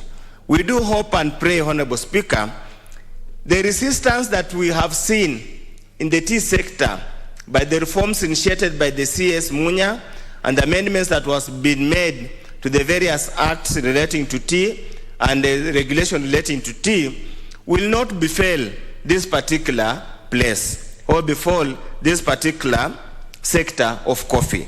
Honorable Speaker, it is indeed one of the biggest challenges we have in this country is the entrenchment of cartels, the bandit economy in all sectors of this country. Honorable Speaker, I'm sure it's going to be a fight, and I do hope whoever CS will be mandated to midwife the implementation of this act will have the courage, the stamina, and the no-nonsense approach to dismantle those cartels. Honorable Speaker, the act also reintroduces the Coffee Research Institute. Many years back, I had many friends who worked in the Coffee Research Institute, as it was then. And they used to have very good ideas, very progressive research undertakings to find the most suitable variety to be grown in this country.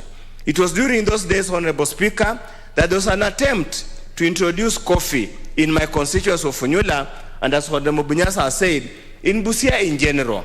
And quite a number of farmers had grown coffee, but when coffee went down, they also abandoned the coffee, and they have been pestering me all along. Can we revive the coffee?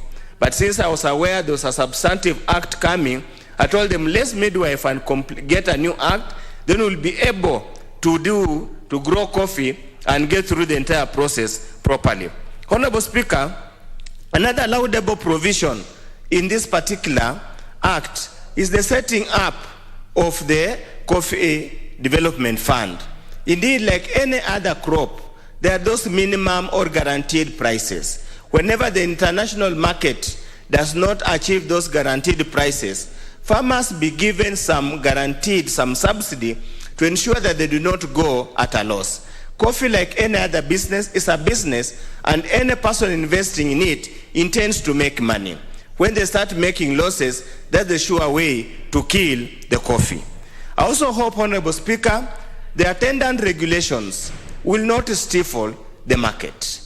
We hope the attendant regulations that will be made in pursuant of this act will not make it so cumbersome as to kill the incentives of the various players in the market. Obviously, Honorable Speaker, the issue of the roasters or the factories, the issue of the farmers, and the other middle chains that brokers or whoever is involved should be allowed to flourish so that it becomes business. Honorable Speaker, we will review the act. I don't come from a largely coffee growing area, so we'll allow our colleagues who come from coffee growing area but to lead in the amendments. But for us who take coffee, who have got agroecological zone that can grow coffee, we will put in our amendments because we want to secure the business as we go forward. As I conclude, Honorable Speaker, I have heard KJ complaining that people or owners are cutting coffee farms to do real estate. Honorable Speaker, probably it's important for all Kenyans to understand, like any other thing, there is what we call highest and best use of land. At any given time, any person who owns land will always invest or convert the land into an investment that guarantees the highest rate of return. If real estate guarantees high rate of return, you cannot compel or force a farmer to retain coffee, yet his neighbor who has converted his land has gotten higher returns. And naturally, like any other processes, there is continuous land use change.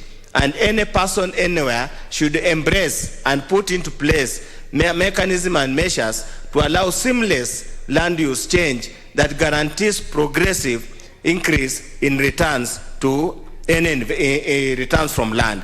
In any case, Honorable Speaker, with this Coffee Research Institute, they must be able to produce varieties that can flourish in different ecological zones so that we don't have just to rely on Kiambu that becomes the main producer of coffee. Busia can, Turkana can, all over can. We must be able to introduce cash crops all over the country. With those few remarks, Honorable Speaker, I support.